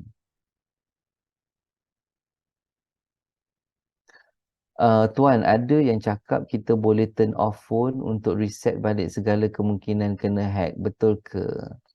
Um, Kalau dia melibatkan phone, berkemungkinan boleh. Tetapi kalau dia melibatkan aplikasi ataupun social media, kalau you turn off ataupun reset balik phone, tak juga account social media yang dia dah ambil, dia akan tetap ambil. Kalau phone kena hack ni, kebiasaannya dia akan tengoklah apa yang dia ni ada. Setengah-setengahnya kita dapat hentikan akses tersebut supaya dia tidak boleh akses kepada kita punya kandungan yang ada dalam phone. Tapi saya nak cadangkan juga kepada anda semua, kalau boleh dalam proses installation, nak install apps ataupun software ni, tolong baca sedikit dia punya instruction. Kita bukan nak kata buat installation ni, okey lah, kau next install. Tak ada baca apa pun. Jangan. Especially dekat phone. Itu yang kadang-kadang kita tengok ada setengah-setengah apps. Contohnya macam kita nak install torch, lampu picit kan, dekat mobile phone. Kalau kita tengoklah tujuan dia tu adalah untuk memberi cahaya lah kan. Torchlight macam tu. Tapi apa kepentingannya yang diorang ni nak minta nak akses kepada kita punya list of contact, nak akses kepada akses kepada galeri gambar kita. Itu sebabnya kita ni yang kena baca dan kena tahu. Kalau kita dah baca, kita boleh say no, kan, ataupun kita skip. Sebab orang kita ni kadang-kadang dia tak membaca, jadi semuanya yes. Itu yang jadi banyak maklumat-maklumat kita yang kadang-kadang kan tersebar sebab ejen-ejen ni lah. Dia bukan access a minimum info, tetapi once you granted the access, maka they are trying their best untuk dapatkan as maximum as they can terhadap maklumat-maklumat yang ada dalam anda punya device or gadget. Tuan, boleh jelaskan macam mana free wifi boleh tahu credential? Okey, sebenarnya CRD free wifi macam contoh kalau kita buat wifi kat rumah, kita broadcast kita punya ni, kita open to public. Maka ada orang boleh tumpang kita punya wifi, dan dalam kita punya router kita ada lock. Yang ni bahasa ni sikitlah.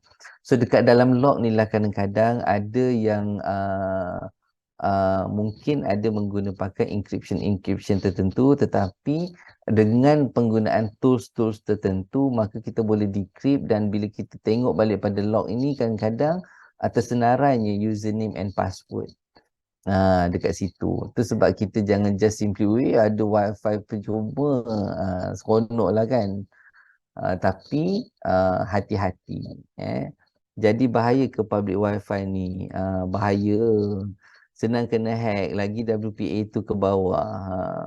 Lepas tu pula kita macam jabatan-jabatan kerajaan kita offer wifi, kita pula labelkan SSID, bilik pengarah.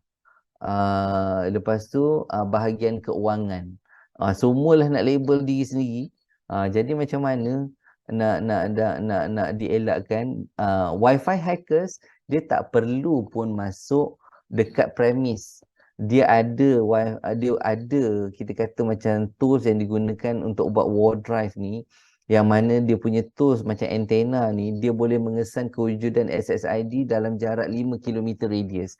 Dia tak perlu pun duduk dekat kementerian pasal apa? Pasal E. Pasal E. Kan? Dekat dengan Kementerian Pendidikan. Tak perlu pun duduk dekat kawasan Pasir E. Duduk dekat Alamanda ataupun Syahburi tu pun dah boleh detect dah SSID apa yang ada. Dan dia orang boleh duplicate you punya SSID dan juga network key tu as if macam dia menawarkan the original. So ini yang kita kena hati-hati tengok balik. Sebab besar bergantung pada kes. Ada kes pengarah kesihatan negeri boleh keluarkan statement selepas mendapat kelulusan daripada KPK. Betul, setuju. Saya pernah dapat tips untuk buat password berlainan. Ini betul. Ni Encik Firdaus ni boleh kongsi dengan kawan-kawan yang lain. Okey, kita nak tengok dulu soalan tadi daripada Tuan, apakah tindakan cadangan untuk diambil sekiranya video pesakit dirakam oleh student attachment secara haram dan dipost ke FB tanpa pengetahuan pihak hospital, lalu diviralkan di semua page FB di luar kawalan pesakit diejek-ejek. Mohon pencerahan. So, Encik Mohtar, Maha Mohtar lapor ke pihak berkuasa dan pihak yang melakukan perkongsian boleh dikenakan tindakan undang-undang di bawah Seksyen 233 Akta Komunikasi dan Multimedia. Setuju dengan pernyataan Cik Maha Mohtar, Cik Mohtar ni, tetapi kita pun kena tengok kalau sekiranya pihak katalah hospital student attachment buat dekat hospital kita dan kita tahu kita ada peraturan tersebut yang mana tidak boleh merakam dan juga tidak boleh menyebar. Ambil gambar statik tak boleh, ambil video tak boleh.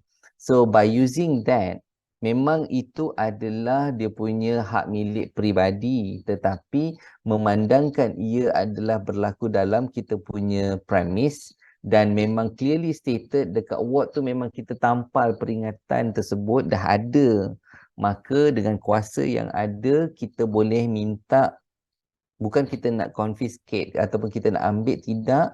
Kita mohon kerjasama dan dia untuk jumpa dan minta dia delete dan delete sepenuhnya. Bagi menghormati perkara tersebut, dan sekiranya beliau tidak mahu, dia boleh dibawa ke peringkat atasan, mungkin ke peringkat pengarah ataupun mungkin daripada ketua jabatan dia terlebih dahulu dan ceritakanlah.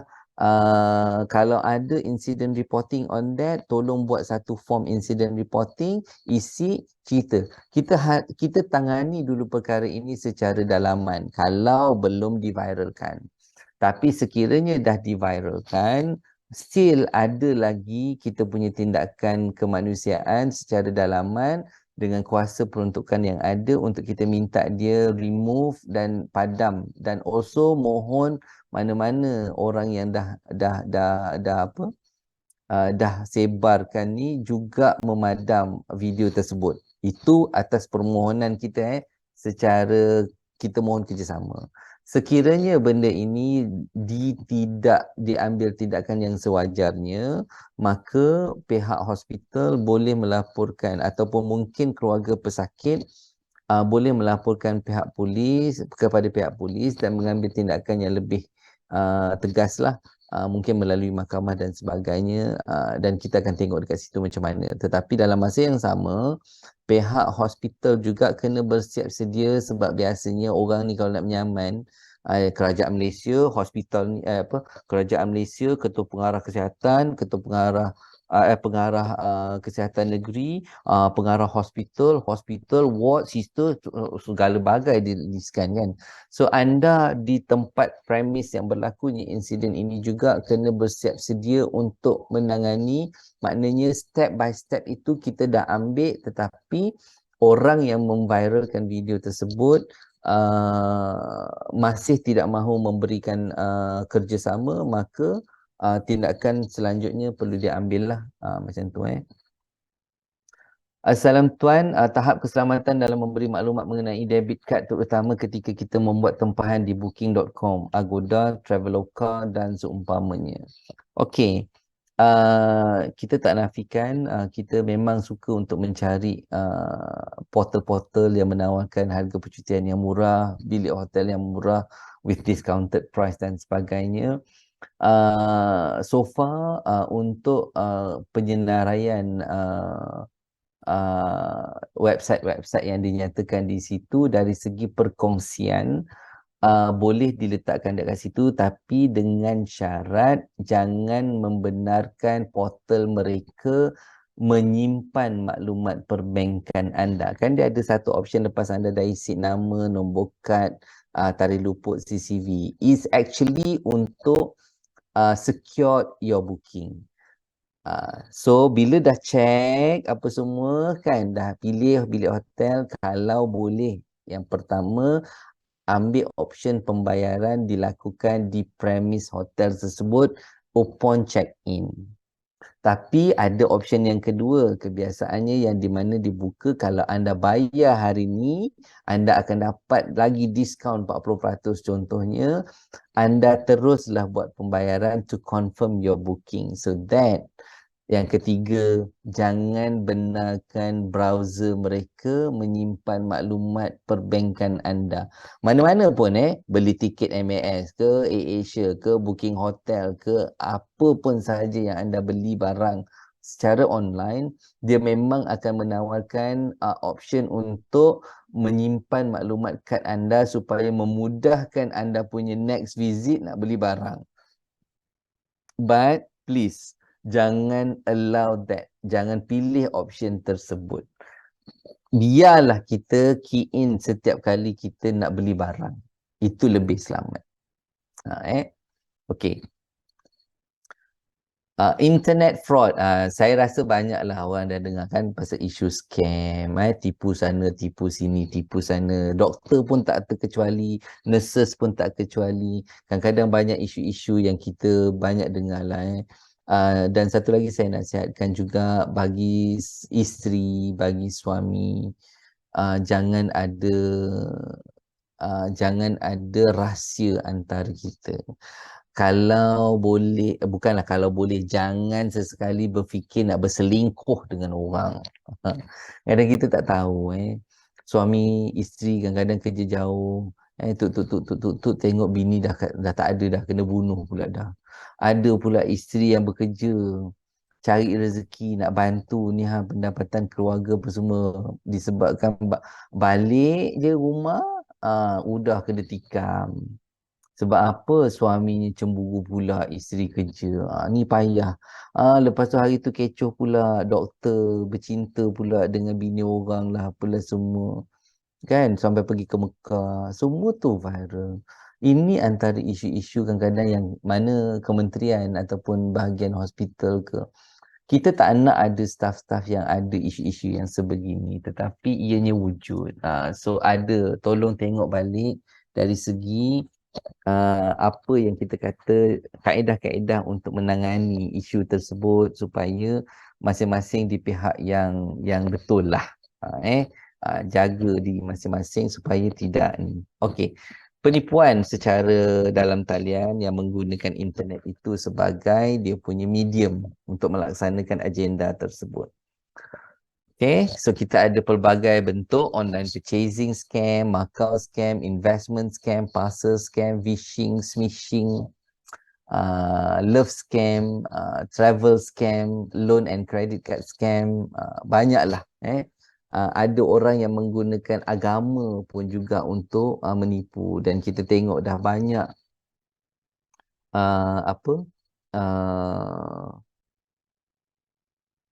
package umrah, package haji yang menyebabkan kita punya jemaah terkandas di KLIA dan sebagainya. Phishing adalah pancingan data yang mana dia bertujuan untuk mendapatkan maklumat-maklumat peribadi anda. So sekiranya anda dapat macam contoh kan Telegram sekarang ni bantuan kerajaan anda boleh semak anda punya ni dekat link tersebut. Jangan klik. Kita yang tahu diri kita. Adakah anda layak untuk menerima bantuan kerajaan sebelum ni? Kalau anda layak, makanya anda boleh dah dapat dah notification tersebut. Tapi kalau tak layak dan selama ni anda pun memang tak ada pun nak dapat bantuan, maka jangan terpedaya dengan isu-isu tersebut. Kalau misal kata macam baru-baru ni ada juga Celcom, Digi ke Maxis ke ada call kita untuk menawarkan, mengatakan bahawa Celcom akan membayar bil telefon anda selama 2 bulan. Lanjutan daripada untuk penghargaan kepada kita ni sebab kita dah lama guna perkhidmatan mereka. Tapi sebelum tu kita nak tahulah, nanti kita akan hantar satu TAC number, minta tolong tuan bagi dan maklumkan kita apa TAC number tersebut untuk membolehkan kita aktifkan pembayaran bil secara percuma ni kepada orang yang dah terpilih. So berhati-hati. Kita selama ni pun kena bayar, lambat bayar pun dah menyalak dah Celcom, Digi apa semua. Ini kan pula lah demo nak bagi kita free. Kan? Yang dia bagi free tu dia waive je bayaran awal untuk kita punya tu. Yang lain tu tak ada free dah. Love scam. Sekarang ni kita nak tahu kadang-kadang cikgu, doktor, nurses, sister, mana-mana new nurses, whatever. Kita ada male nurse juga dah sekarang. Jangan mudah terpedaya dengan janji-janji manis yang ada. Kalau nak kata dia expatriate daripada ni mana ke kerja dekat oil and gas ke apa semua, kalau dia nak bagi ring, nak bagi ni, tak ada. Kalau orang kata anda cantik, memang anda cantik, akui je, tak perlu nak segan-segan. Kalau orang sebelah nak koyak lah tak pi. Sebab benda tu klise dah. Saya memang tahu saya cantik daripada dulu, kini dan selamanya. So apa masalah? Kan? Dan satu lagi, single, orang-orang single, kalau ada lah dekat dalam ni, yang mana single ni, jangan sendu sangat. You all still bebas untuk buat apa-apa. Fokus pada parents is the best. Better. Daripada kita meroyan lah hari-hari kata sendu, tak ada siapa nak kita, asyik reject, asyik reject, asyik reject. Tak ke mana pun. Kan? Yang perempuan, yang baik lelaki, baik perempuan sekarang ni janganlah. Tak perlu nak berintih kesunyian, kesenduan. Buat, cari aktiviti apa yang boleh. Kalau setakat anda jumpa ni, tolong ingat ni, kita ni banyak jumpa secara surface to surface. Bila surface to surface ni, kita tak tahu sejauh mana kebenaran muka seseorang. Kadang-kadang ni, online ni, internet apa semua ni, computerized, cyber apa semua ni, banyak sangat e-botox. Muka pun jadi flawless dah, macam tak ada jerawat langsung. Ingat apa? Senang. Kulit jadi putih mulus macam tu. Kita bagus dulu macam dulu. Ingat tak masa Zoom you all dulu masa zaman MIRC. Kan kita buat blind date, kita jumpa, tengok. Itu pun tengok daripada jauh dulu. Nanti bagi tahu pakai baju apa, duduk kat mana. Intai dulu. Kalau kena dengan taste kita baru kita datang. Kalau tak kena ghosting je. Tu pun benda-benda yang kita nak selalu kena tengok lah. Supaya kita tak adalah macam asyik kena tipu je manjang. Dah lah hidup sendu, asyik kena reject, lepas tu manjang pula, kan. So berhati-hati. Okay, kita tengok pula next. Ini adalah mule account. So seperti mana yang saya katakan tadi, sekiranya ada orang ingin meminjam dan mengguna pakai anda punya account disebabkan katanya dia susah, ya Allah, mana pula ni, dia susah nak buka account apa-apa semua, maka tolong jangan benarkan kejadian tersebut. Memang sekarang ni kan orang akan menawarkan kat mana je, asal ada je kerja-kerja murah, kerja yang mudah dan boleh mendatangkan keuangan, duduk je kat rumah, tak payah buat apa sangat, buat data entry katanya. Tapi sebelum tu anda kena bayar sekian-sekian jumlah duit. Kalau anda mohon kerja, anda kena bayar duit. Janganlah, tak payah. Sekarang ni kerja pun bukan mudah kan. Kita yang mana yang baru grad sekarang ni nak cari kerja pun payah. So sekiranya anda terlibat, anda boleh didakwa membantu menyembunyikan ataupun memindahkan harta orang lain dan membawa hukuman penjara 5 tahun, denda atau kedua-duanya sekali. Ataupun sebenarnya kalau misal kata anda ada orang yang melapor, mangsa melapor, sedangkan anda ini adalah orang tengah sahaja. So, selagi the main culprit itu tidak dapat ditangkap, maka anda adalah orang yang bertanggungjawab membantu menjayakan agenda scam itu. So, selagi the main culprit tidak dapat ditangkap, maka anda kena bertanggungjawab dan anda jugalah yang akan ditahan sementara menunggu siasatan lengkap, sementara menunggu the real culprit being caught. So adakah anda nak bersedia untuk duduk pakai baju lock up? So That's something yang perlu dipertimbangkan. Tolong ingatkan anak-anak, tolong ingatkan saudara mara, sebab kadang-kala anak-anak muda ini bila nampak jumlah-jumlah yang banyak ini, maka diorang akan mula suka kepada jumlah tersebut dan nak menawar dan membantu apa yang ada. Okey, pinjaman tidak wujud. Saya ingin cadangkan kepada semua bahawa mulai saat ini ambil tahu tentang hutang-hutang yang ada, easy payment yang ada, bukan hanya kepada institusi keuangan tetapi hutang-hutang yang kita ada pada orang-orang persendirian. So kadang-kadang ada panggilan-panggilan telefon Makau scam, macam Makau scam kan, panggilan telefon daripada bank yang mengatakan anda ada hutang tertunggak daripada pegawai polis, pegawai mahkamah, syarikat kurier. Sekarang ni pos laju dengan JNT rajin betul telefon, asyik semua barang tak sampai. TM pun ada so kadang-kadang kita kena tengok kalau sekiranya kita tidak ada kaitan dan kita memang jenis tak pernah culas bayar hutang, tak pernah ada pun tunggakan bil dan sebagainya, maka tolong jangan dihiraukan panggilan tersebut. Terus cut off the line, terus buka dekat log panggilan tu tadi, block sahaja nombor tu. Untuk makluman tuan-tuan dan puan-puan semua, sekarang ni kita tak ada dah lagi panggilan-panggilan scam daripada nombor landline yang 03, 06, 05 tu dah tak ada dah. Dan itu sebabnya tuan-tuan dan puan-puan banyak menerima panggilan-panggilan scam ini daripada nombor-nombor telco 013, 017, 0111 bukan hanya dengan cara dia dengan mesin.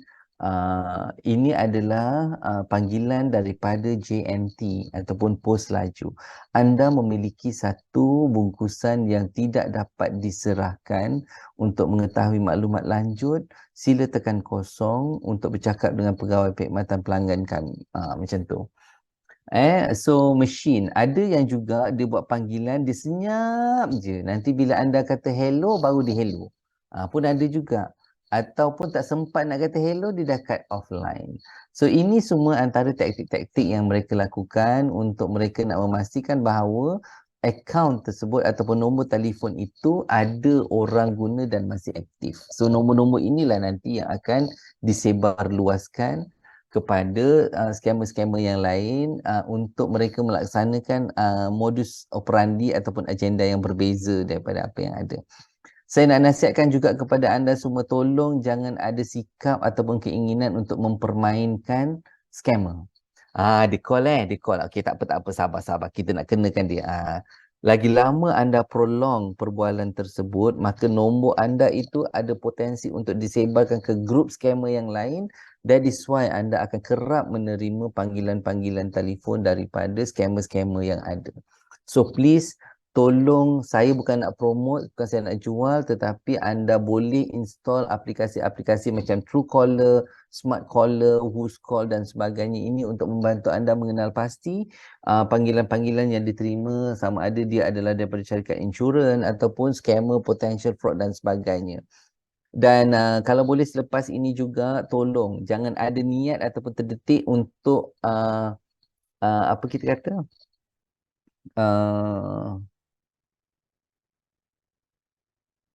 untuk mengenakan ataupun untuk mengenakan scammer lah. Yang kedua, kalau sekiranya anda ingin membuat awareness, tolong pastikan anda tidak melanggar mana-mana peruntukan Akta Perlindungan Data Peribadi. Sebagai contoh, ada orang dia call, ni kan nak beli barang, dia kata kalau abang tak percaya tak apa, ini salinan IC saya, abang simpanlah. Nanti kalau ada apa-apa berlaku, abang cari je saya dekat alamat ni. Kita pun tak tahu, dah lah communication through WhatsApp ataupun Messenger ke yang ada macam tu. Kita tak pernah jumpa dia pun. Tiba-tiba dia nak hantar je barang dan kita beli dan dia hantar. So dia kata dia nak ni. So bila dah tahu dan dah tersedar bahawa anda itu ditipu, anda merasakan bahawa dah kita nak bagi tahulah pada semua orang, tapi dengan cara anda sebarkan IC, salinan IC yang ada. Ini antara perkara-perkara yang boleh membuatkan anda dituduh di atas Akta Perlindungan Data Peribadi yang mana anda membocorkan maklumat peribadi seseorang. So berhati-hati kat situ. Itu sebab kita kata kalau misal kata nak bercerita tentang awareness ni, maka anda try to avoid untuk berceritakan maklumat peribadi. Kalau sekiranya anda hanya menceritakan jalan cerita sehingga bagaimana anda ditipu, then it shouldn't be a problem. Okay? Pembelian dalam talian ataupun atas talian. Ini saya rasa semua orang kita buatlah untuk kita nak buat online purchasing. So jadinya sekiranya anda jenis yang ataupun kita kata kita ni tergolong dalam golongan yang sedemikian, maka tolong amalkan perbandingan harga, tengok harga dan ketahui harga-harga semasa barangan yang hendak dibeli. It is not about harga murah kita beli, tidak, tetapi kita nakkan harga yang murah dan berkualiti dan akhirnya kita tidak ditipu. Ada beberapa perkara yang anda perlu jelas dan tahu tentang pembelian dalam talian. Yang pertama, harga perlu dipaparkan di situ, maklumat syarikat perlu ada, maklumat barangan perlu ada. Tidak digalakkan kalau nak tahu harga PM tepi. PM tepi ni susah sebab mungkin harga pada saya lain, harga pada Mr. Lok lain, harga pada Puan Manage lain. So benda-benda ni kita boleh avoid dengan cara jangan kita terpedaya dengan kaedah-kaedah nak PM tepi, nak tahu harga PM tepi. No. Dan dulu kita nasihatkan juga anda untuk baca review serta komen sebagaimana yang ada dalam marketplace. Tetapi lately kita find out ada setengah-setengah seller, dia sanggup buat dummy account untuk dia menampakkan dia punya rating tu kekal 5, 4, 5, 4. Sebenarnya dia hold 30 account yang dummy untuk dia buat komen sendiri. Ini pun kena hati-hati. Dan satu lagi last but not least, kalau anda sebagai seller, tolong berhati-hati kepada kegiatan scam yang dipanggil friendly scam. Friendly scam ini adalah kaedah di mana penjenayah ataupun kita kata si pelaku menuntut refund daripada barangan yang anda dah jual.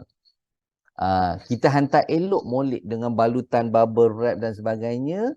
Sepatutnya kalau kita tengok dekat dia ni, barang itu diterima elok lah dengan jangkaan sebab kita dah guna kita punya courier service yang kita dah biasa guna dan sebagainya. Tapi nak dijadikan cerita, dia kata oh barang tu defect dan saya tuntut ni. Disebabkan kita tak nak nanti efek kepada kita punya rating, disebabkan kita tak nak nanti orang tu bising dan diviralkan kita pula, maka kita ambil tindakan untuk kita refund. Sebenarnya barang itu tak rosak pun. Barang tu elok. Tetapi disebabkan kita ni jenis yang tak nak ada isu, tak nak ada pergolakan kat situ, kita ambil pendekatan, tak apalah kita pulang. Last dia dapat barang tu dengan free. Dah banyak dah isu-isu ni dilaporkan dekat kita lah, dekat Malaysia ni. Maka berhati-hati especially kepada seller. Sebab bila kita bercakap tentang online purchasing, dulu kita boleh cakap lah kita sebagai pembeli yang sering kali ditipu oleh seller, tetapi sekarang ni seller juga tak ketinggalan ditipu oleh ni. Kita pun dah tengok kadang-kadang macam orang-orang yang berniaga makanan order makan sampai 100 set bagai apa semua, bila call tak angkat, scam lah tu. So kena hati-hati kat situ. Amalkan 3T, elak jadi mangsa sindiket penipuan dalam talian. Tanya, teliti, tidak tamak. So ini antara perkara-perkara yang anda boleh baca dan berhati-hati. Ingat, nak beli, kenalah beli daripada preferred seller ataupun beli dekat mall. Dan saya dulu pun jenis orang yang tak percaya juga dengan online chasing ni, tetapi tak nak kita terpaksa kan, due to the COVID pandemic hari tu, kita pun dah tak dibenarkan keluar rumah apa semua, maka berhati-hati.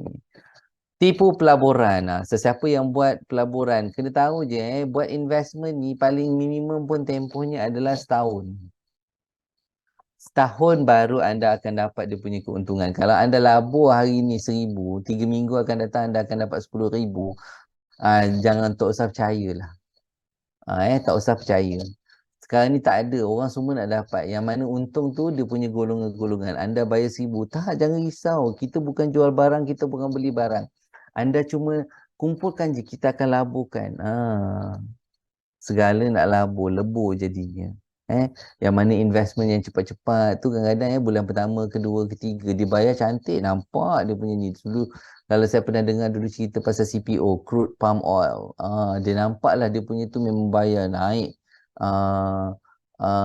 Apa dia punya hasil dia tu kan. Tetapi setakat 4 bulan je. Masuk bulan kelima separuh je bayar. Bulan ke-6 suku.